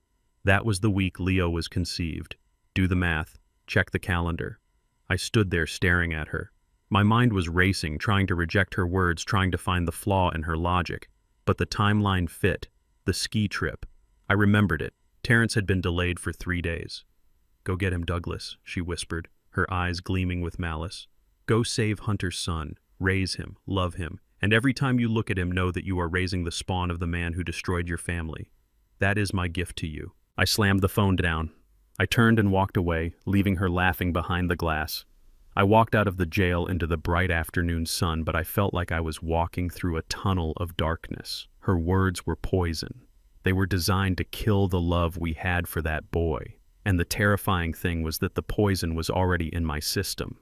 The drive back to the estate was the longest of my life. I sat in the back of the town car, staring out at the passing trees. I wanted to keep this to myself. I wanted to bury her lies deep in the ground and never speak of them. But I knew I couldn't. Terrence was already fragile. If he found out later, if he found out after we saved the boy, it would destroy him completely. Secrets in a family are like termites. They eat the foundation until the house collapses. I had to tell him. Terrence was waiting for me in the library. He had cleaned himself up. He was wearing fresh clothes and pacing back and forth, his energy manic and desperate. When I walked in, he rushed over to me, his eyes wide with hope. "Did she tell you?" he asked, grabbing my arm. "Does she know where Hunter took him? Is he safe?" I walked over to the liquor cabinet and poured 2 glasses of whiskey. My hands were steady, but my heart was hammering against my ribs. "Sit down, son," I said, handing him a glass. Terrence took the glass, but he didn't sit. He looked at my face, and the hope drained out of his eyes, replaced by fear. "What is it, Dad?" he asked, his voice trembling. "Is he dead?" "Did she say he is dead?" "No," I said quickly. "He is alive." But Courtney said something, and I need you to listen to me, and I need you to stay calm. I took a deep breath. I told him. I told him everything she said. I told him about the ski trip. I told him about the hazel eyes. I repeated her words exactly as she had said them, not sparing him a single drop of the venom. When I finished, Terrence stood frozen in the middle of the room. He looked like he had been shot. He didn't scream. He didn't throw the glass. He just stood there, blinking slowly as if his brain was trying to reboot. "That is ridiculous," he said, finally, his voice sounding tinny and far away. "She is lying. She is a psychopath, Dad. She is just trying to hurt us." "I know, son," I said softly. "I know she is a liar. But we have to consider the source. We have to be sure." Terrence shook his head violently. "No. No, we don't. Leo is my son. I held him when he was born. I cut the cord. He has my nose. He has my smile." He walked over to the bookshelf where the family photo albums were kept. He pulled down the leather-bound volume from 7 years ago. His hands were shaking so hard he almost dropped it. He threw it onto the desk and flipped it open, tearing the pages in his haste. "Look," he said, pointing at a picture of Leo as a baby. "Look at that. That is the Hayes chin. That is my grandfather's chin." I looked at the photo. I wanted to see it. I wanted to see my father in that baby's face. But now that the seed of doubt had been planted, all I could see were the questions. Was that really the Hayes chin, or was it just a generic baby feature? Terrence flipped the page. There was a picture of Leo at his 5th birthday party. He was laughing, his head thrown back. Standing behind him in the background, out of focus but present, was Hunter. Hunter was laughing too. Terrence stared at the photo. He stared at the way Hunter stood. He stared at the curve of Hunter's jaw. Then he looked at Leo's jaw. "Oh God," Terrence whispered. He grabbed the album and threw it across the room. It hit the wall with a heavy thud. "It can't be true," he yelled, dragging his hands down his face. "It can't be true. I love him. He is my life." He ran out of the library and into the hallway. I followed him. He stopped in front of the large antique mirror that hung by the stairs. He leaned in close, staring at his own reflection. He looked at his dark eyes. He looked at his broad nose. Then he pulled out his phone and opened his lock screen. It was a picture of Leo. He held the phone up next to his face in the mirror. He looked back and forth, comparing, analyzing, searching for himself in the boy he had raised. "He doesn't look like me." Terrence choked out a sob breaking in his throat. "He doesn't look like me, Dad. He has her eyes, but he has Hunter's forehead." "Look at the hairline." "Stop it, Terrence," I said, grabbing his shoulder. "You are seeing what you want to see. You are seeing fear." Terrence spun around and shoved me away. "Am I?" he shouted, tears streaming down his face. "Am I really? Or have I been blind for 6 years? Have I been raising another man's son while he stood in the corner and laughed at me? Did they plan this from the beginning? Was I just the wallet? Was I just the fool who paid for their happy family?" He collapsed onto the bottom step of the staircase, burying his face in his hands. "I don't know who he is anymore," he sobbed. "I look at his picture and I don't see my son. I see him. I see Hunter." I stood over my broken son and I felt a hate for Courtney that transcended anything I had ever felt before. She was in a cage, but she had managed to reach out and rip the heart out of my family. She had taken the one thing that gave Terrence strength, the love for his child, and turned it into torture. "We have to find out," I said, my voice hard. "We have to know the truth." Terrence looked up at me, his eyes red and swollen. "How?" he asked. "Hunter has him. We can't test him." "We find them," I said. "And when we find them, we don't just take the boy back. We take a sample. And we end this question once and for all." Terrence nodded slowly. He wiped his face. He looked at the phone in his hand one last time. The picture of Leo smiled back at him, innocent and full of light. Terrence didn't smile back. Terrence didn't. He turned the screen off, plunging the hallway into darkness. The doubt was there now. It was a cold, heavy stone in the pit of our stomachs. We were still going to save the boy. We had to. But the mission had changed. We weren't just saving a son anymore. We were saving a question mark.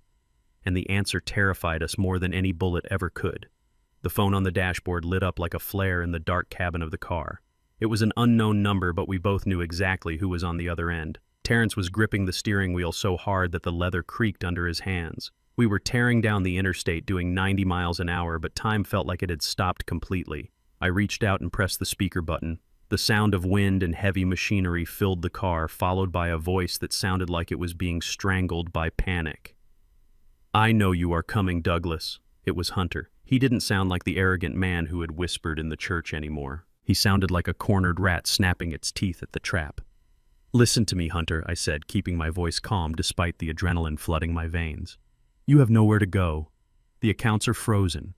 The police are watching the airports. Just bring the boy back and we can talk." "Talk?" Hunter laughed, a jagged, broken sound. "There is no talking. There is only trading. I am at the shipping yards off the coastal highway. You know the place, Douglas. It is where you crushed my father's business 20 years ago. It seems poetic, don't you think?" I looked at Terrence.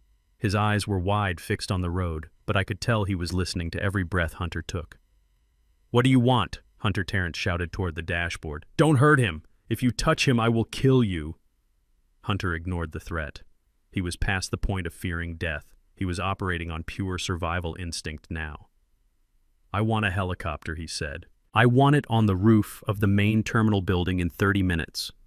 And I want $10 million in bearer bonds.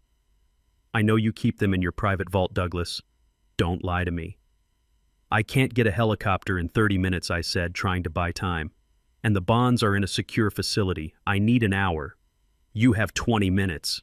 Hunter screamed, his voice cracking. And if I don't hear the rotors by then, I am going to throw this kid off the crane. Do you hear me? I will drop him into the ocean and you can fish him out with a net. Daddy. The small, terrified voice cut through the static. It was Leo. Daddy, help me. He is hurting my arm. It is windy up here. The line went dead. The silence that followed was heavier than the humid Atlanta air outside. Terrence let out a sound that was half sob and half roar. It was the sound of a father whose heart was being ripped out of his chest. Hang on, Dad, he said, his voice dropping to a low growl. He shifted gears and the engine of the sports car screamed in protest. The speedometer climbed past 100, 110, 120.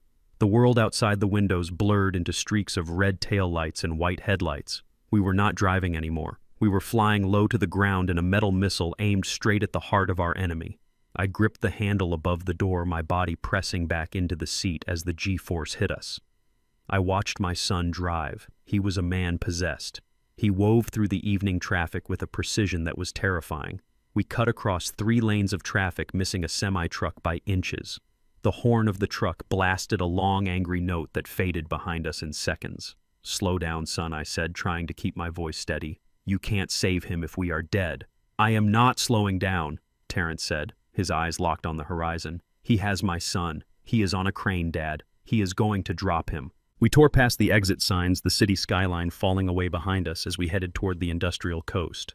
The road here was darker, the streetlights fewer and farther between. The smell of salt water and diesel fuel began to seep into the car through the vents. This was the edge of the world. This was where the desperate came to hide. My heart was hammering against my ribs. I wasn't afraid of dying. I was 68 years old, and I had lived a full life. But I was afraid for Terrence. I was afraid that his rage was blinding him. He was driving with tears in his eyes, his vision compromised by the fear of losing the only thing that mattered to him. We have 10 minutes, Terrence said, glancing at the digital clock on the dashboard. We can make it. We are going to make it.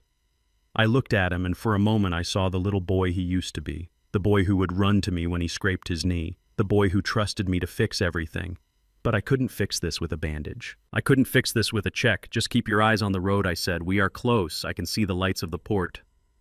The phone on the dashboard chimed. It wasn't a call. It was a notification sound, a simple, cheerful ping that sounded completely out of place in our high-speed nightmare. Terrence's eyes flicked down to the screen. Don't look at it, I warned. Just drive. It might be him, Terrence said. It might be Hunter changing the location. He reached out his hand, shaking slightly, and tapped the screen. It wasn't a text message. It was an email notification. The subject line was in bold capital letters. Urgent paternity test results, Vance Law Group. Time seemed to slow down. The roar of the engine faded into a dull hum. The flashing lights of the passing cars became streaks of slow-motion color. I saw Terrence's finger hover over the email. Don't open it, Terrence, I said, my voice rising in panic. Not now, this is a distraction. This is Courtney trying to get inside your head. But he couldn't help it. The seed of doubt that Courtney had planted in the jail cell had grown into a vine that was choking him. He needed to know. He needed to know if the boy he was risking his life to save was his flesh and blood, or the son of the man who wanted to kill him.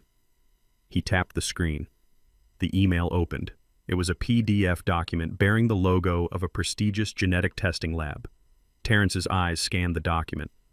I saw his face change. I saw the color drain from his skin, leaving him gray and ashen. I saw his mouth open in a silent scream of agony. I leaned over and looked at the screen.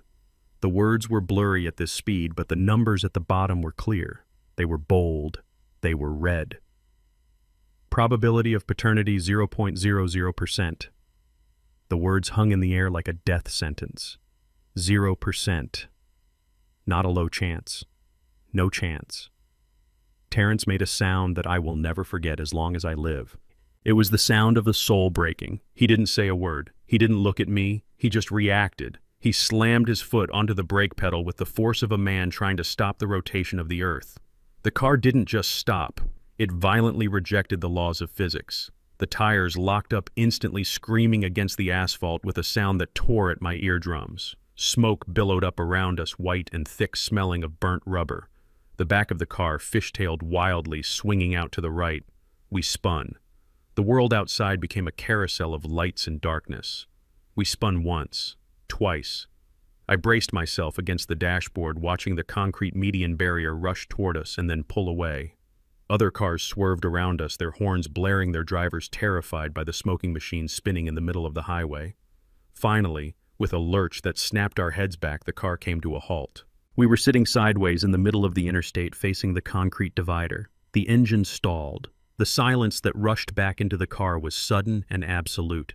We sat there for a moment, breathing hard, the smell of smoke filling the cabin. Traffic was stopped behind us, a line of headlights stretching back for miles. Terrence stared straight ahead at the gray concrete wall. His hands had fallen from the steering wheel and were resting limp in his lap. He looked like a puppet whose strings had been cut. "He isn't mine," he whispered. His voice was so quiet I could barely hear it over the idling engines of the cars behind us. "He isn't mine, Dad." Courtney was telling the truth. "The test says 0%. He looked at me and his eyes were empty. The fire was gone. The desperation was gone. There was only a vast, dark hollowness. "Why am I driving?" he asked, his voice cracking. "Why am I rushing to save him? He is Hunter's son. Let Hunter have him. They deserve each other." He reached for the door handle. "I am done," he said. "I am done being the fool." He opened the door and stepped out onto the highway. The wind whipped at his clothes.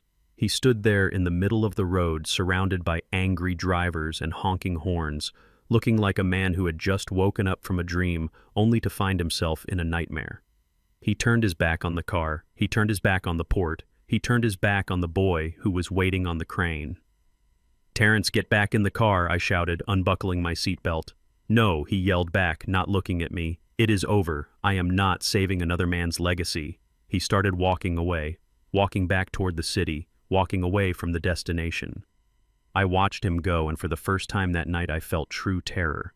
Not because of Hunter, not because of the cliff, but because Courtney had fired a bullet from inside her jail cell, and it had hit my son straight in the heart, stopping him cold when he was the only hope a little boy had left. The phone on the dashboard buzzed again. It was a text from Hunter. 5 minutes. I looked at the phone. I looked at my son walking away into the darkness. And I realized that the hardest part of the chase wasn't catching the bad guy. It was convincing the good guy that there was still something worth running for. The sports car sat motionless in the middle of the highway, with steam rising from the tires like the ghosts of our momentum. The traffic behind us had stopped honking. The drivers had realized that the two men sitting in the smoking wreckage were not just reckless but broken. I looked at Terrence. He had opened the door and stepped out onto the asphalt, but he hadn't walked away yet. He was standing there with his back to me, his shoulders slumped under the weight of a truth that was heavier than any coffin. I unbuckled my seatbelt and climbed out of the car. My legs were stiff and my old injury from the truck crash ached, but I ignored it. I walked around the hood of the car to where my son stood. The wind from the ocean was picking up, carrying the smell of salt and coming rain. It whipped Terrence's jacket around him, but he didn't seem to notice. He was staring at the concrete divider, at the gray nothingness. "He isn't mine, Dad," he whispered again. He turned to look at me and his face was a ruin. The tears had dried, leaving tracks on his cheeks, but his eyes were red and raw. "I looked at the results," he said, his voice trembling. 0%. That means every birthday party, every bedtime story, every time he called me Daddy, it was all a lie. It was a joke that Hunter and Courtney were playing on me. He pointed a shaking finger back toward the city, toward the jail where Courtney sat. "Why should I die for him?" he asked, his voice rising to a shout. "Why should I drive off a cliff or walk into a bullet for another man's son? Hunter is on that crane. Let him deal with it. It is his blood. It is his problem." He leaned back against the hood of the car, covering his face with his hands. "I am done, Dad. I can't do it. I can't look at him and know. I can't save a lie." I stood there on the highway watching my son crumble. I felt a surge of rage, but it wasn't at him. It was at the world that had done this to him. But rage wouldn't fix this. Sympathy wouldn't fix this. He didn't need a hug. He needed a wake-up call. He needed to remember who he was. I took a step forward. I grabbed his wrists and pulled his hands away from his face. He looked at me, surprised by my strength. "Look at me," I commanded. He tried to look away, but I wouldn't let him. I raised my hand and I slapped him. Harder than I had in the house, hard enough to snap his head to the side, hard enough to leave a mark.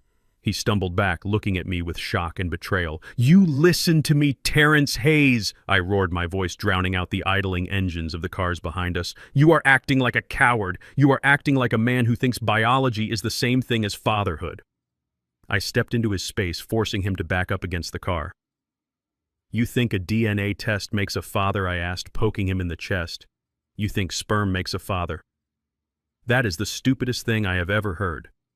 A dog can sire a puppy, Terrence. A rat can sire a litter. Biology is an accident.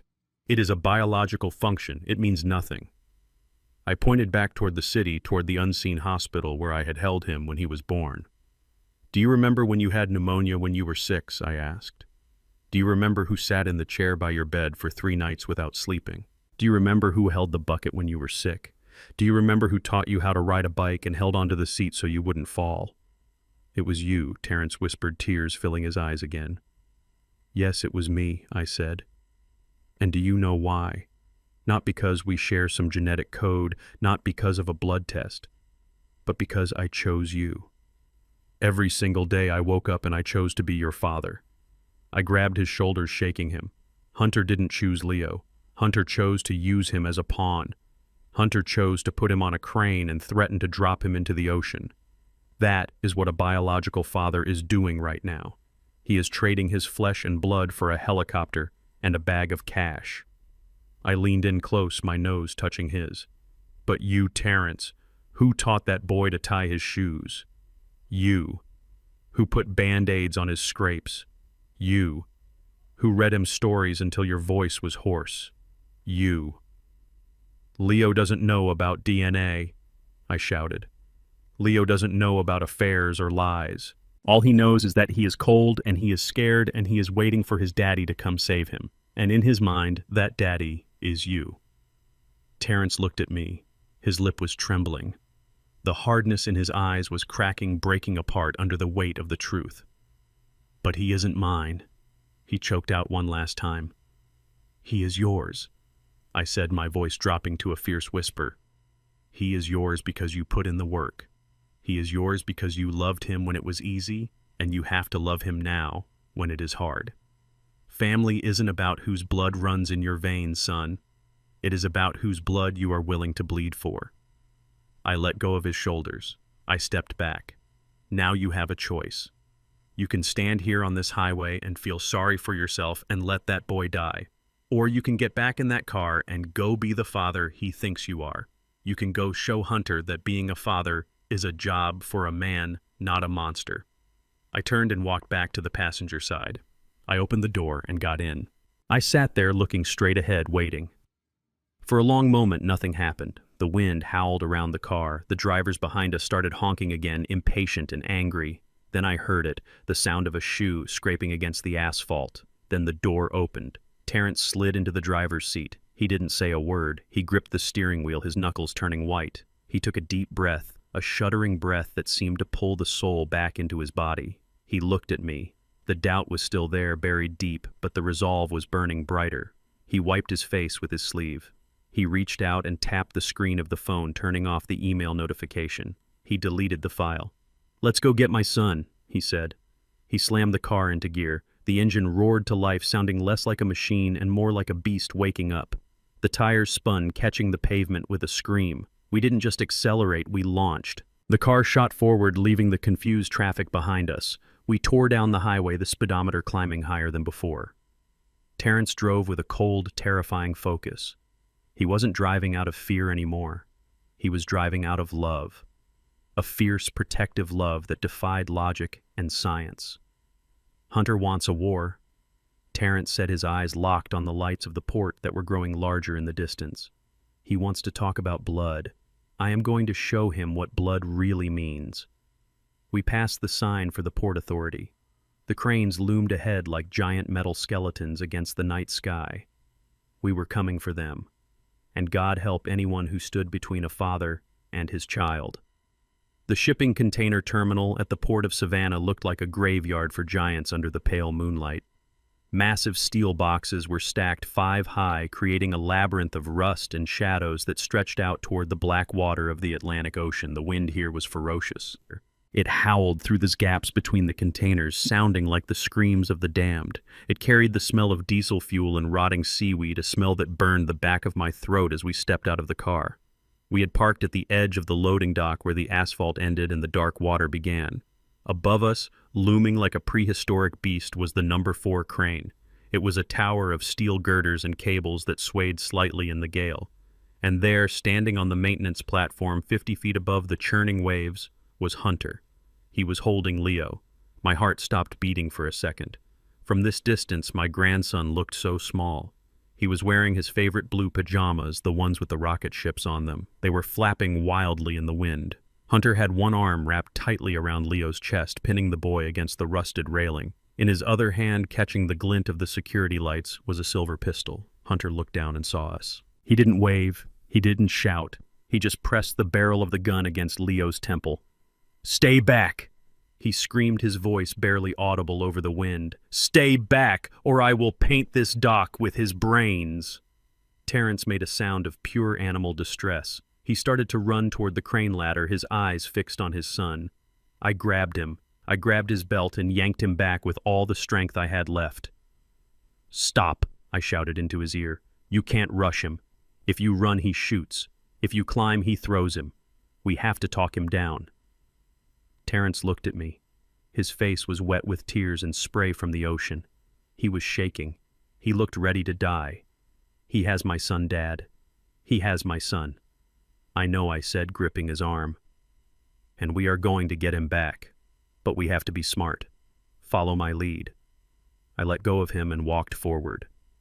I walked slowly, my hands raised in the air, showing Hunter that I was unarmed. I left my cane in the car. I needed to stand tall. I needed to look strong. I walked until I was directly below the platform, standing in the circle of light cast by the crane's floodlights. "Hunter," I yelled, pitching my voice to carry over the wind. "We are here. We are alone. No police. Just us." Hunter peered over the edge.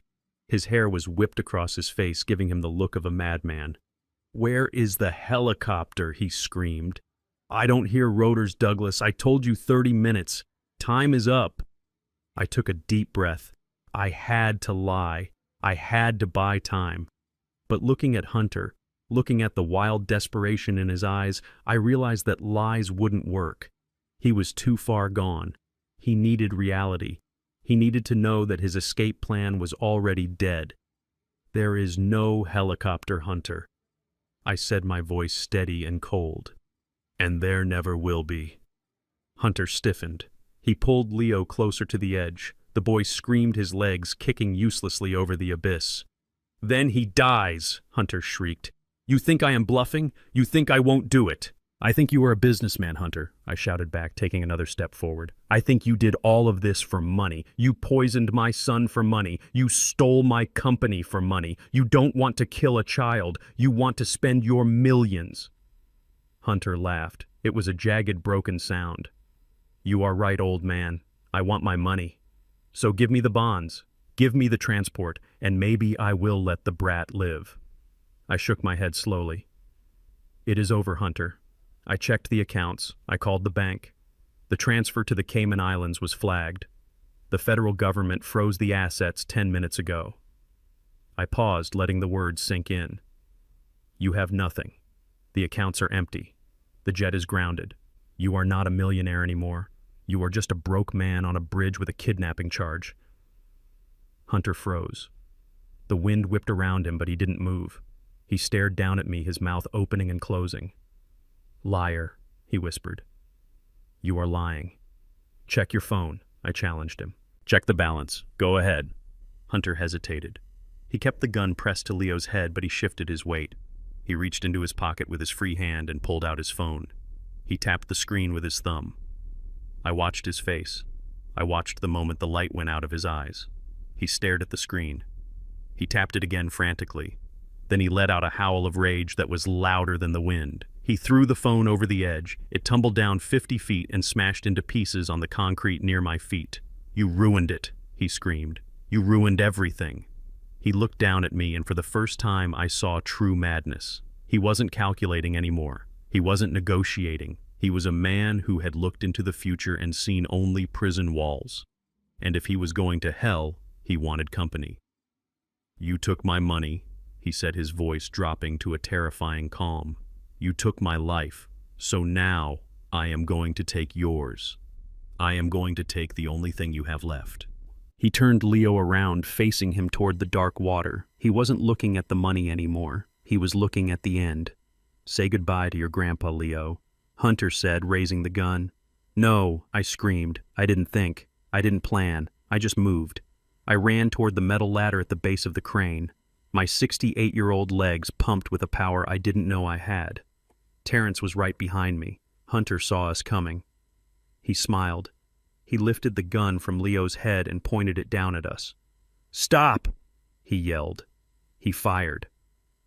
The bullet sparked off the metal railing inches from my face. I didn't stop. I grabbed the cold steel rungs and started to climb. He fired again. This time I felt a hammer blow to my left shoulder. The impact spun me around. Pain exploded in my arm, hot and searing. I almost let go. I almost fell. But I looked up and saw Leo's terrified face. "Keep climbing," I told myself. "Keep climbing, you old fool." I pulled myself up onto the platform. I was bleeding. My arm was useless, hanging by my side. But I was there. Hunter looked shocked. He hadn't expected me to make it. He backed up, dragging Leo with him. He was standing on the very edge of the platform. One step back and they would both fall into the sea. "Don't come any closer," he warned, pointing the gun at my chest. "I have one bullet left, Douglas. It is for the boy, or it is for you. Choose." I stood up, swaying slightly. The pain in my shoulder was blinding, but my mind was clear. "Let him go, Hunter," I wheezed. "Look at him.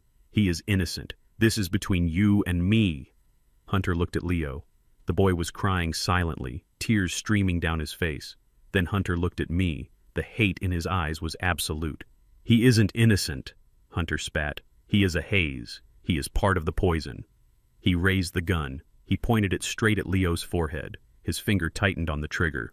I didn't have a weapon. I didn't have a plan. I only had my body. I dove. I launched myself across the metal grate. I wasn't aiming for Hunter. I was aiming for the space between the gun and the boy. The gun went off. The sound was deafening. I felt a rush of air past my ear. I felt the heat of the muzzle flash. But I didn't feel the bullet.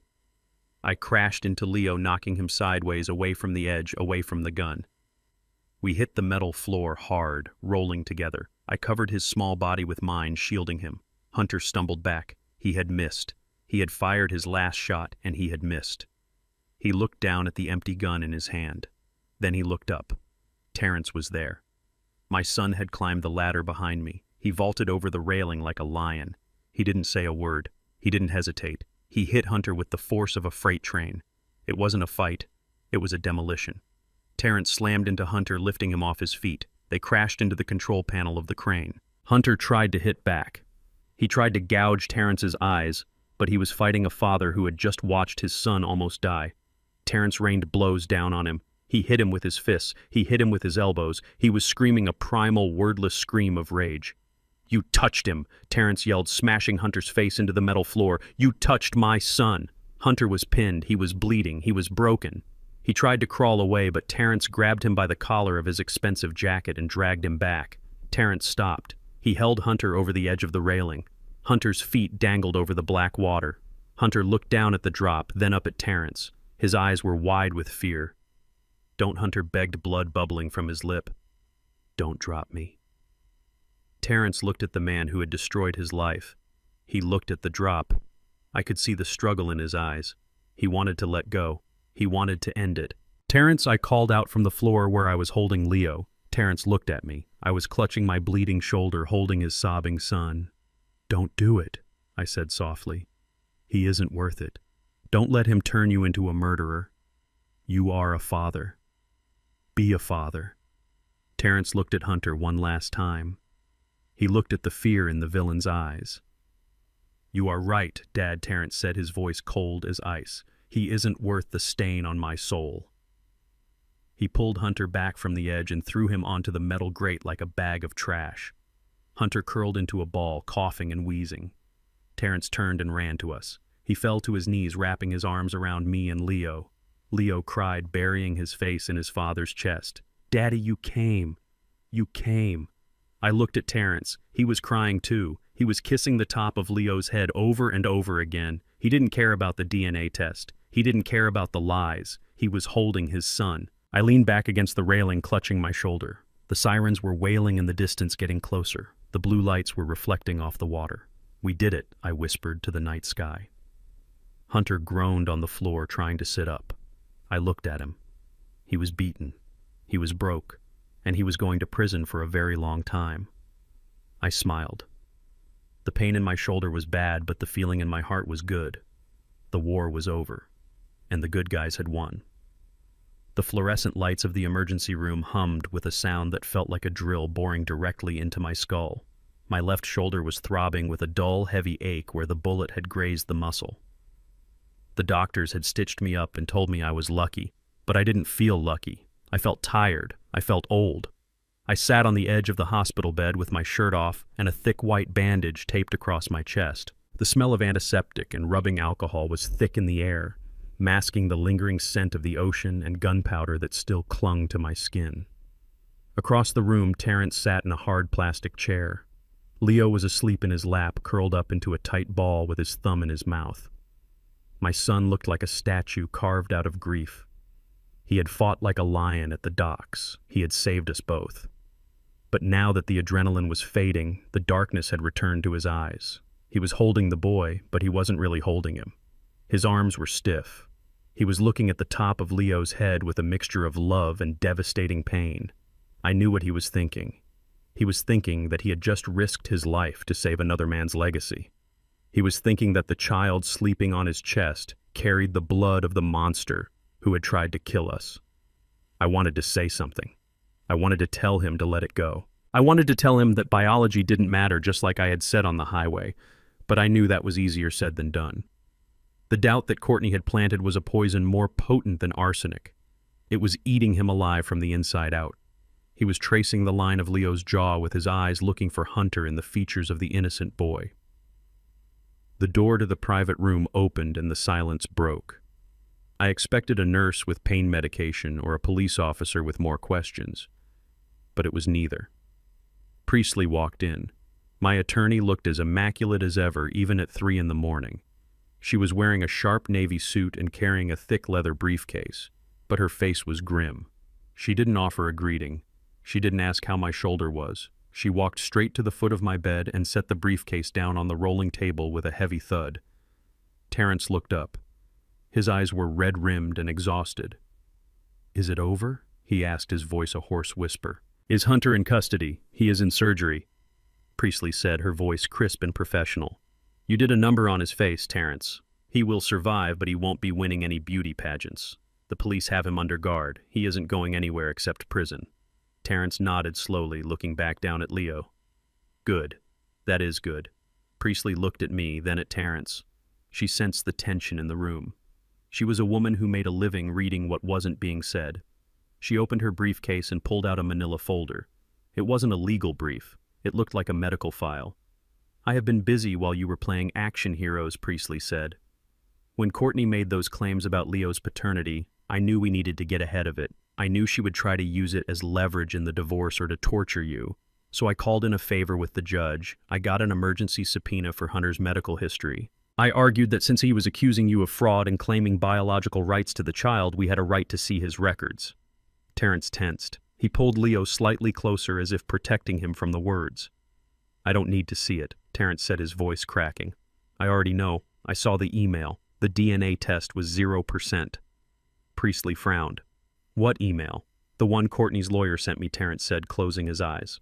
"On the highway. It said 0% match. Leo is Hunter's son." Priestley let out a short, sharp breath that sounded like a laugh of disbelief. She walked over to Terrence and stood directly in front of him.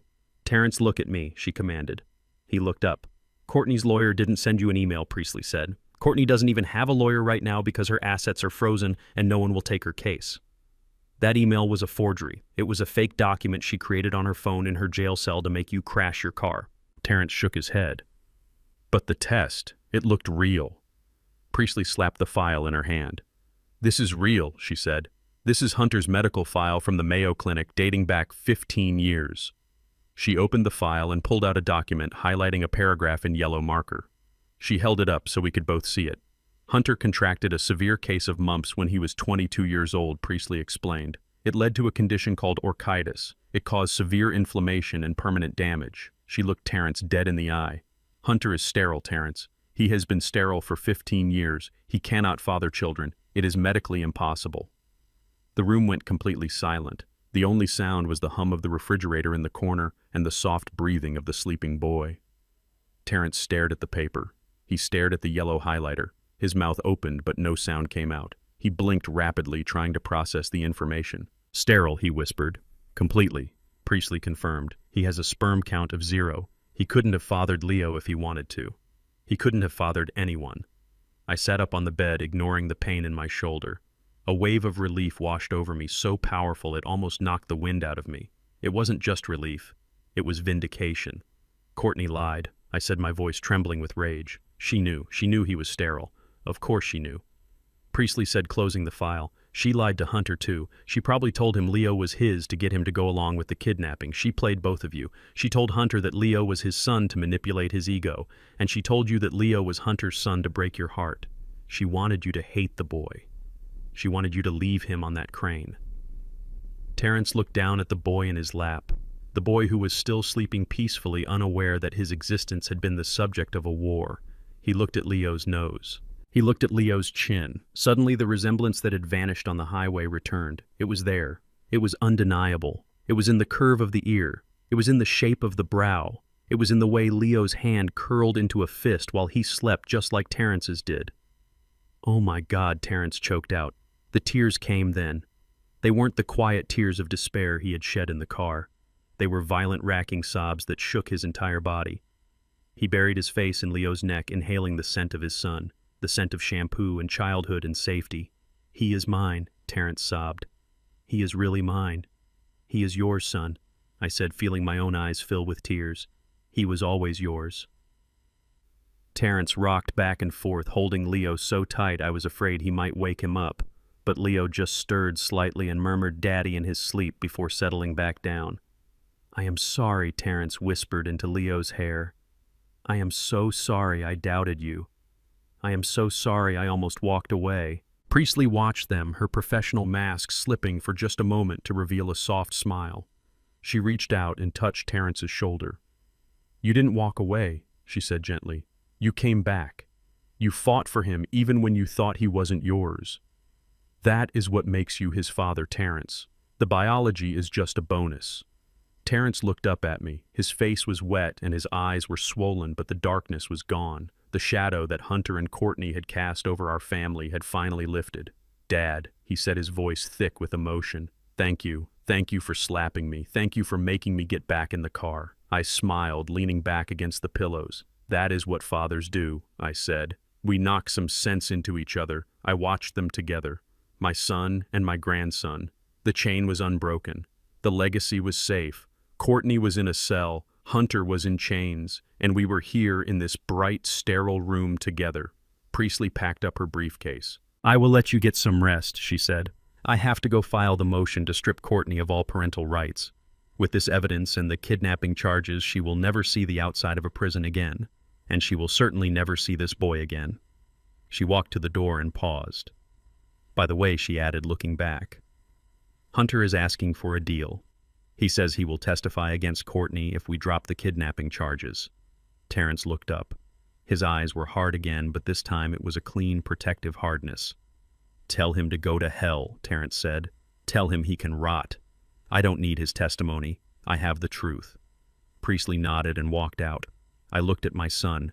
He kissed Leo's forehead one more time, and then leaned his head back against the wall, closing his eyes. He looked peaceful. For the first time in months, he looked truly peaceful. The medical twist hadn't just saved a legal case. It had saved a soul. It had given a father back his son not just in body but in spirit. And as I drifted off to sleep listening to the rhythmic breathing of my family, I knew that no amount of money in the world could buy what we had in that room. We had the truth, and the truth had set us free. The Fulton County Superior Court was packed tighter than Sunday service on Easter morning. The air conditioning was struggling to keep up with the body heat of 300 people who had gathered to watch the final act of the Hayes family tragedy. The room smelled of floor wax and nervous sweat. I sat in the front row directly behind the prosecutor's table. My left arm was still in a sling from the bullet wound, and my shoulder throbbed with a dull ache that reminded me I was alive. Beside me sat Terrence. He looked like a new man. The dark circles under his eyes were gone. He held Leo on his lap, and the boy was coloring in a book, completely oblivious to the fact that his mother was about to fight for her life 10 feet away. The bailiff called the court to order, and the heavy oak door to the holding cell opened. A hush fell over the room as the defendants were led in. Hunter walked in first. He was unrecognizable from the arrogant man who had strutted into the funeral. His face was a map of purple and yellow bruises, a souvenir from the beating Terrence had given him on the crane. His nose was bandaged, and he walked with a limp, the swagger replaced by a shuffle. He wore a gray prison jumpsuit that washed out his complexion, making him look like a ghost. Then came Courtney. She had lost her beauty. Without the expensive makeup, without the designer clothes, and without the confidence of her schemes, she looked small and brittle. Her hair was pulled back in a severe bun, highlighting the sharp angles of her face, which was now twisted into a permanent scowl. She refused to look at the gallery. She refused to look at Terrence or Leo. She kept her eyes fixed on the table in front of her, staring at her handcuffs as if she could melt them with her mind. They sat at the defense table, separated by their lawyers. They didn't look at each other. There was no solidarity between thieves today. There was only the cold, hard instinct of survival. The trial began with the usual formalities, but the tension in the room was electric. The prosecutor, a sharp woman named District Attorney Reynolds, laid out the case. She spoke of the poison found in the landfill. She spoke of the frozen bank accounts. She spoke of the kidnapping at the port. It was a damning narrative, but we all knew that the real drama would begin when the defense took its turn. Hunter's lawyer stood up first. He was a public defender, a tired man who knew he was fighting a losing battle. He didn't try to argue that Hunter was innocent. Instead, he tried to paint him as a victim of love. "Ladies and gentlemen of the jury," the lawyer began, his voice shaky, "my client, Mr. Hunter, is a man who made mistakes. But he was not the architect of this crime. He was manipulated. He was seduced. He was used by a woman who wanted to kill her husband and needed a fall guy." Courtney's head snapped up. She stared at Hunter, her mouth open in shock. Hunter continued to look straight ahead, refusing to meet her gaze. The lawyer continued, "Mrs. Courtney Hayes is the one who bought the poison. She is the one who administered it. My client simply fell under her spell. He was trying to protect her. He went to the port not to kidnap the child, but to negotiate a safe passage because he was terrified of what she might do to him." "Liar!"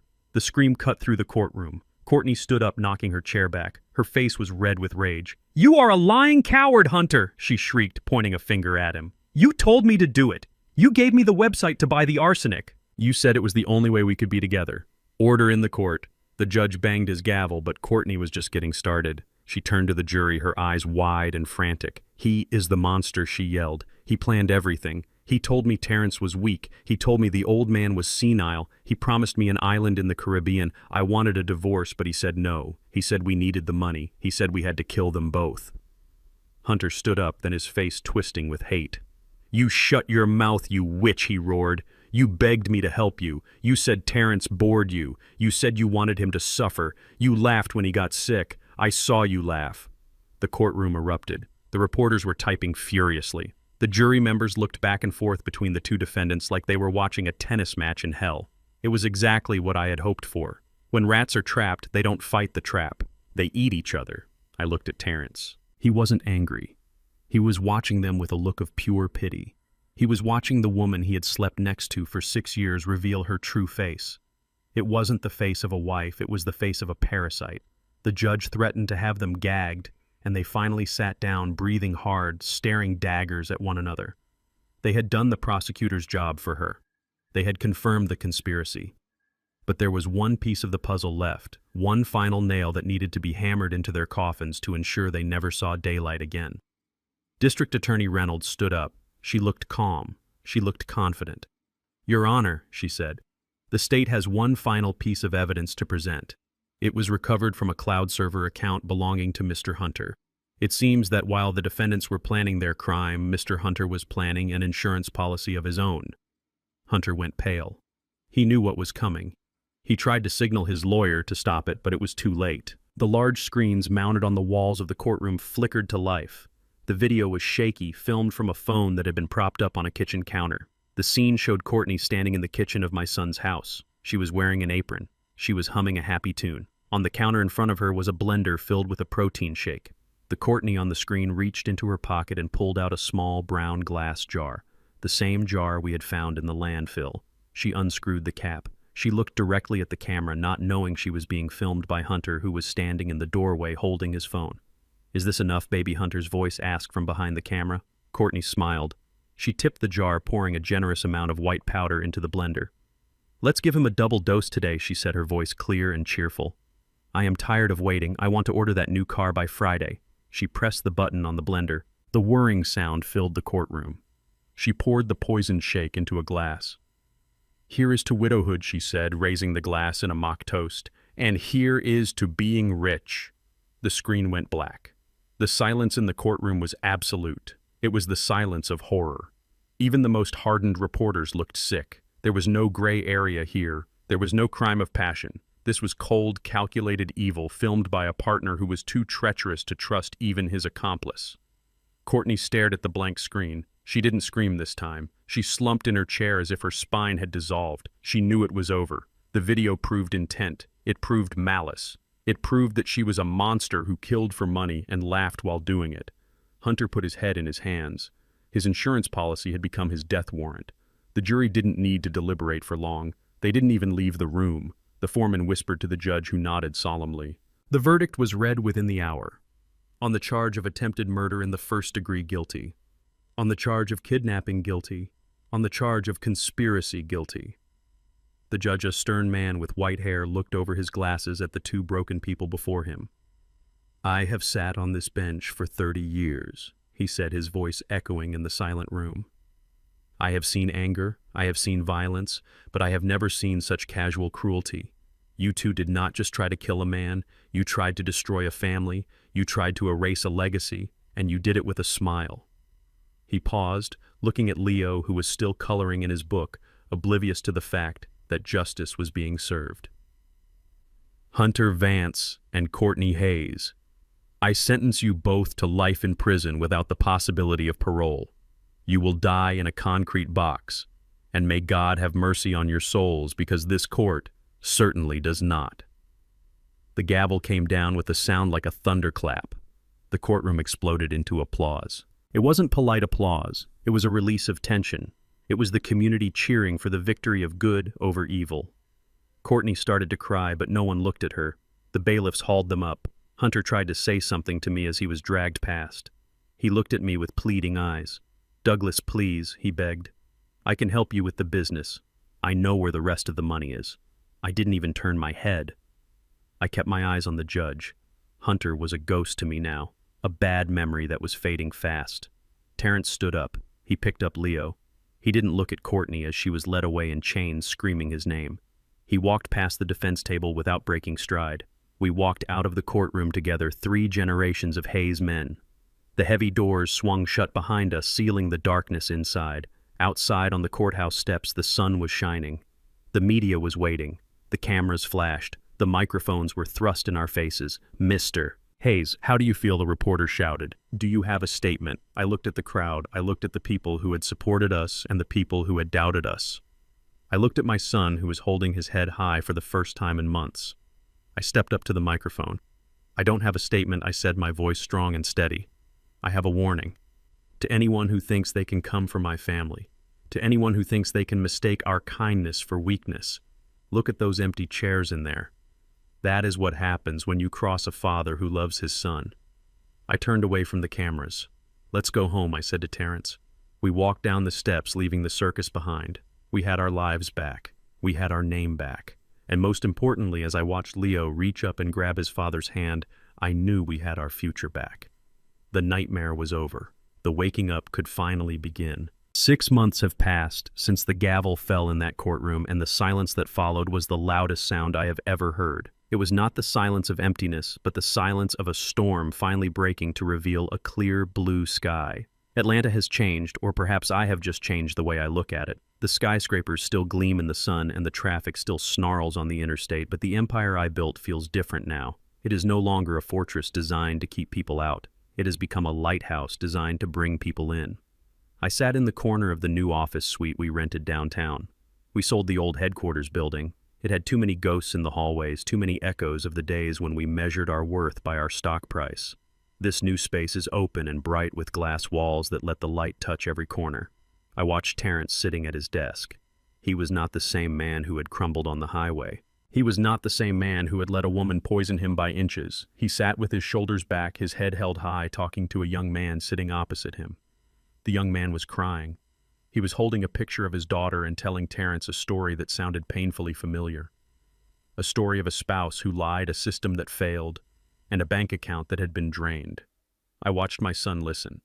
He didn't interrupt. He didn't look at his watch. He leaned forward and offered the young man a tissue, and then he offered him something more valuable. He offered him a strategy. The Hayes Family Legal Defense Fund was Terrence's idea. He took the money we recovered from Hunter's offshore accounts, every single dime of the $10 million, and he didn't buy a new car. He didn't buy a yacht. He poured it into a foundation dedicated to helping victims of domestic fraud and parental alienation. He hired the best lawyers in the state, including the shark who had defended us, and put them to work for people who couldn't afford a parking ticket, let alone a defense attorney. I watched him work and I realized that the poison hadn't killed him. It had purified him. It had burned away the softness and the naivety, leaving behind a core of solid steel. He wasn't just my son anymore. He was a king in his own right, ruling over a kingdom of justice. He looked up and saw me watching him. He didn't look away in shame like he used to. He smiled. It was a genuine smile that reached his eyes. He pointed to the clock on the wall. It was time to go. We had a standing appointment that was more important than any board meeting. We drove north out of the city, leaving the noise and the concrete behind. The old Ford truck was still in the shop getting a new radiator after I used it as a battering ram, so we took the sedan. The drive was quiet, but it was a comfortable silence. We didn't need to fill the air with words.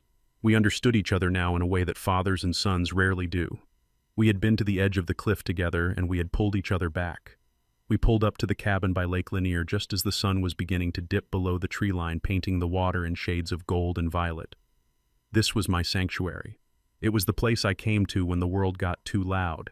But for the last 6 years, I had come here alone because Courtney hated the bugs and Hunter preferred the beach. Today, the cabin wasn't quiet. It was filled with the sound of running feet and a high-pitched voice shouting instructions. "Grandpa, look, I found a worm!" Leo came sprinting down the dock holding a dirt-covered nightcrawler in his small hand like it was a diamond.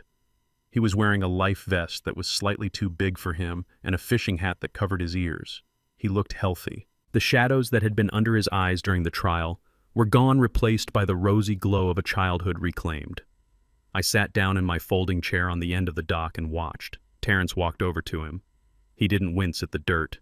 He knelt down on the wood, getting onto Leo's level. "That is a beauty," Leo Terrence said, inspecting the worm with serious concentration. "That is a bass catcher for sure. Do you remember how to hook it?" Leo nodded, his face a mask of determination. "You have to be gentle so he stays wiggly." I watched them. I watched the way Terrence guided Leo's hands.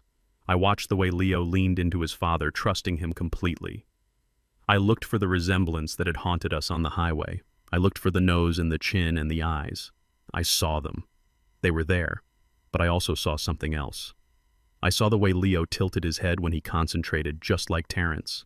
I saw the way he bit his lip when he cast the line, just like Terrence. I realized then that the DNA test was just a piece of paper.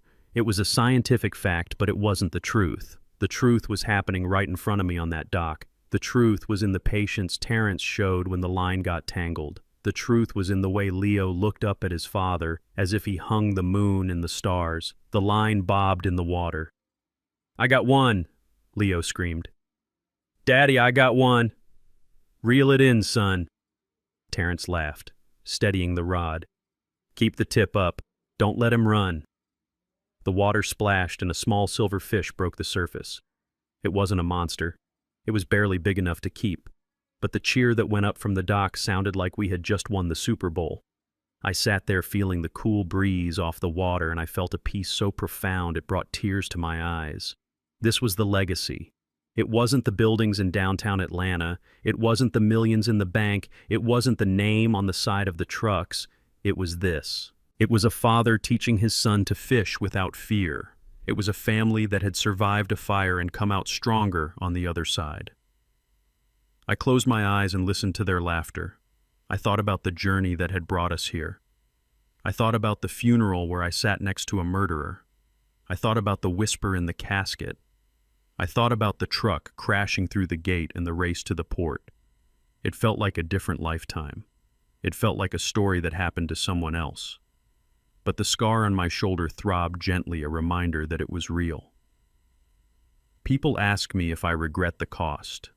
They ask me if I regret the millions we lost in stock value during the scandal, or the legal fees, or the destruction of the property. They look at the balance sheet and they see red ink. I look at the balance sheet and I see the best investment I ever made. I spent 40 years chasing the dollar.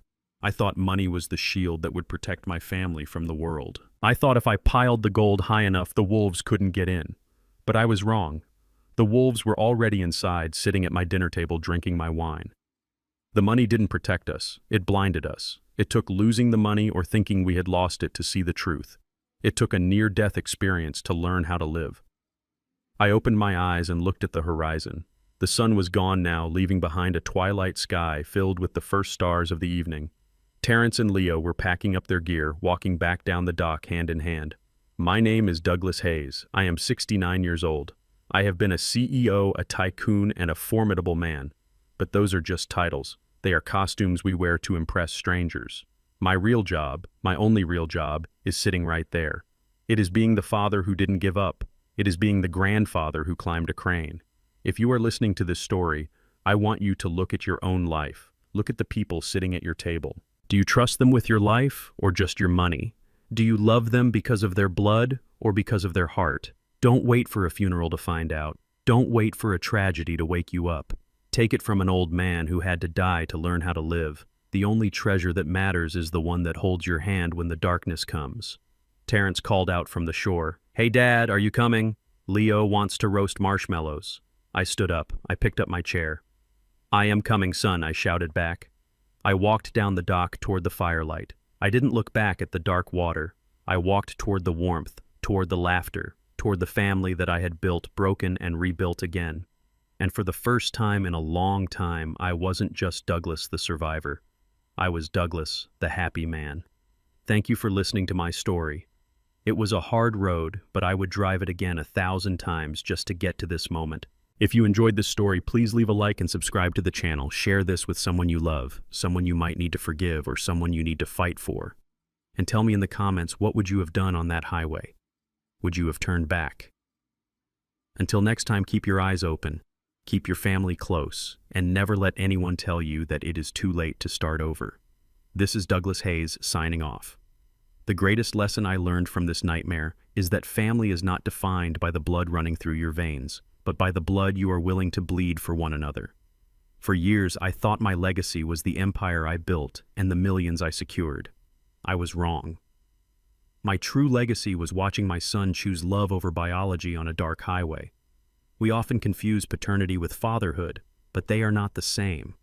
Paternity is a biological fact. Fatherhood is a daily heroic choice. Don't let pride or DNA tests dictate your heart. The only true father is the one who shows up. If you enjoyed this story of justice and redemption, please hit the like button and subscribe to the channel for more. And I have a question for you. If you were in Terrence's shoes on that highway, would you have turned back? Let me know in the comments below.